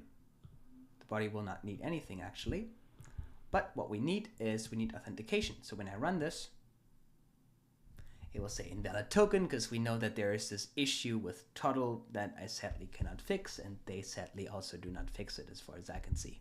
So, but hopefully this video gets them to motivate. Sometimes what really helps is a little bit of public shaming to get them to move. So, sometimes you gotta do a little bit of that. It's the part of the job that you don't fully enjoy, but it helps, move greater pieces and help, benefit the whole community. So unclick inside of here. We're going to run the polar customer portal API. On success, we're going to go to the URL, and then we go on FX, and then inside of here, very simple, we'll take the data because that should assume that we're getting the URL back. So now when I click on here, we're calling the API and we are being redirected to the portal. authenticated, automatically logged into the portal, where I can manage my subscription. How beautiful is that? So now, of course, there's nothing to manage right now because I'm on the free plan, but that is essentially the whole process of building a SaaS, gating pages. Now, there's one thing left that I want to show you is, let's say on this page here, not on a gated page, but on this page, we have the ability to call an API. Let's put a form, for example, or yeah, let's put a button inside of here that would call an API. Let's call this call paid API, right? I have the ability to call a paid API, and I want to show the response I'm getting. So let's just duplicate this text area just for visual representational purposes for now, right? Right now, we'll just make it empty. How can I protect this authentication, this billing system on my server? Now, I know I can reroute the pages and go to different pages, but how can I protect my backend from people having unauthorized access if they don't pay for the plan to certain features? Now, to show you that, we want to create a simple application endpoint here just to learn kind of like how that principle will work step by step on the backend. Now, very simple. I'm just going to make a very simple example. We're going to add an endpoint here, and we're going to call this app/paid as an example. And let's just make it a get endpoint just for the sake of convenience. And we'll call this sample paid endpoint. Tag YouTube. Authentication needs to be, of course, enabled for SaaS users. And this is how simple it is to validate that. Now, let's have a user call that endpoint. Okay, and now I'm going to do a conditional. Actually, no conditional. Sorry, my bad. Let's now get a get record. Okay, so we'll get that record from SaaS users based on the user ID coming from the auth token that we have set initially. We'll return this as user_record inside of Zano. We'll save this, update the preferences. Now we can add a stop and debug to take a look at the data together, so it's simple and easy to take a look at. Let's duplicate, let's run this, and now we see the plan. Now we could, if we want to do this, add a precondition to simply enforce that they are on a specific plan. So I could do user record plan equals paid. If they not, the error message will be, you will need to be on the paid plan to access this feature, right? And this is kind of like how you protect that. And then the error type will be access denied. We'll save that. So now that's it. And then in this example here, this API can just return a variable, or you could do a data query, whatever you want to do. You could call ChatGPT, but let's just create a variable, and we call that paid content, right? So everything under that precondition will only run if they paid, right? So you can limit the scope of what your APIs can do work based on if the user is paid or not. So content, paid content, this was paid, good job, right? Smiley. Okay, we'll save this, and then we'll return the paid content, right? Because that, if it runs through, that means they have paid. So now when I run, you see I'm getting that error because I'm not paid. I will have to subscribe in order to get access to that. Now this is how we validate that on the server. So the easy example here would be setting up that API, right? So that's how we protect it on the server. And I have this app paid, right? Which of course will say invalid token because title, right? But we got that here, and it should work as a get endpoint, yeah. So we can call it with a button. We could also run it on load, right? I'm just actually going to remove auto fetch from that one, app paid. And if I click on this button, I'm just running this API, app paid. And then I just go to this text area just for illustration purposes, go to the value and take that value from paid and just add a JSON encode so we can see the data. Now when I open this page, and you will see I'm authenticated, but I am on the free plan. When I run the paid API, you will see I'm getting an error back. You will need to be on the paid plan to, access has a typo in there. We can fix that. To access the feature. We can publish this. The cool thing about APIs is they're real time. So the moment without having to refresh, I can call it again. You see how it updates the data, right? It will still say invalid token. This is a concerning thing. I don't know what's going on with Toddle. Something they should take a look at, because that is concerning me. I mean, I'm having this issue all the time, because if you take a look at the inspect, if you're inspecting now, what's happening is on the network tab, when you run this API, and it worked the first time, you see that the authentication token that Toddle tries to send is the variable name that is their authentication token. And if we now take a look at the request history, and we'll reload that here, and we'll take a look at this, and we'll take a look at the request headers, which tells us what Toddle is trying to send. It's sending an authentication token, but for some reason sending an old one. So it could be, actually, that is interesting. So it could be that it completely messes up the whole life cycle. That's interesting. Let's take a look at the latest one that was just recently sent. Yeah. Let's take a look at that request header. Okay, that sends that one. So that should be fine because it handles it on their backend. But, it sends an old one, because if I were to run it with this token here, right, and I run it, it gives me an invalid token. So it could be that there's some issue with the token that's going on. Maybe you want to refresh your memory. That's weird.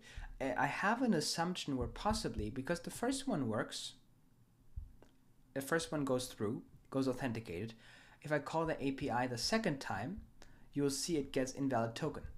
So that seems to be like, if you persist on the session, on the application, it seems to kind of like do some weird stuff. They should definitely take a look at that, because it affects the production side. So not that good. It could be that when we try this in another browser, it eliminates that issue. It could be because it kind of like the environment that we're working on could mess up the environment that it's running. I'll give them the benefit of the doubt, but let's actually go to Chrome Incognito mode and try it out. New incognito window.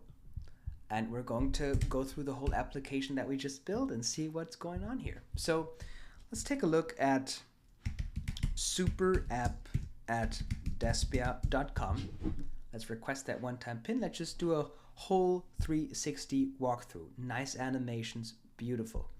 Let's just see if we get that OTP sent to us. And it probably went into the spam this time because I'm spamming myself here. Got the beautiful email. I can put it inside of here. 383963. I can request. We want to change that text. And now, as you can see, I'm authenticated. I can call the Plaid API, paid API, and it works in here. So it seems like the Toddle editor may be working with the cookies, so it affects your live application in that specific tab.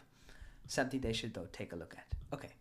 So I think it could be an issue with how the editor synchronizes, and then the app outside synchronizes, and the editor writes, and it tries to write, and all that kind of stuff. But that's calming down that users won't have that issue, right? It's just, kind of like, not kind of like nicely doing the flow, because we see it happens in the editor and all that kind of stuff. But that works. Right now we can't access the data because we have to pay. So we could go and we could also implement that pay logic probably directly in the application to make it look nicer. So on that homepage here, I could go and I could get this Polar Checkout API. I could copy it over to the homepage, paste it inside of here. Beautiful. And we want to make it on, check it on, run it on load, Polar Checkout, right? On success, right? And then we're going to duplicate this, and we'll call this upgrade. We'll do upgrade. And then we're going to take this here, and then on upgrade, we're going to go to the URL of the Polar checkout data, right? And then we run Polar checkout, checkout. Beautiful. So we can upgrade. Now we only want to show and hide this based on if they have the paid plan or not. So if off me, data, and we need to reload the editor in order to get it. But you learn patience when you use total. And then we need to do plan. And we'll do equals free. If it equals free, we'll show them the upgrade button, right? So now this is immediately updated on our incognito window, but I think we need to open it again because I just closed it mistakenly. So, because I don't want to test it in here because it is in the editor, so you just always want to have a incognito tab available to you. Let's create a new incognito window, put that inside of here. Let's go through we're still logged in, look at that. Let's call the paid API, access is being denied. Now we can try another thing. We can go to /gated page if we kind of like figure this out based on the sitemap or so. And now we go to the upgrade page where if we click on here, it asks us to pay for it, right? And we're of course in sandbox mode because I'm not spending my real money on this. I can try calling now. So we have this site protection for gated pages. Now that's the front end protection. Now, even though total handles it technically on the server, but there is another aspect of security layer, especially when you're building a SaaS or something like this, where you want to protect the actual resources that your application calls to the server. Now, for that, this is what we're doing here, where, we see how it says you need to be on the paid plan to access this. So we have the precondition blocking our application if they are not paying from accessing this paid feature on our server. If I go on upgrade, we got all the webhooks firing, all that kind of stuff. So I would do 424242422742444242 country United States 4242 4242 424242 424242. Okay, there you go. And there's no state 424242. Let's go that. There you go. Try that again. Required tax information is missing. There's a tax ID 424242. Apply. Come on, it's test mode. Let's go here. Sample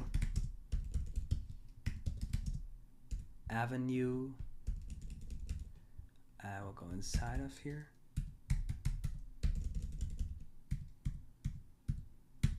Okay, and we'll go sample town, and we'll subscribe. Let's take a look at that. Take a little bit. The fact that it's loading is a good sign. And you see the upgrade button changed because we did the webhook on the server on Zano. It updated the record. We see we're now paid here. And now we can call the paid API. And now, as you can see, we're getting the data back, the content back from the paid API. This was paid, good job. So now there are many things that are happening.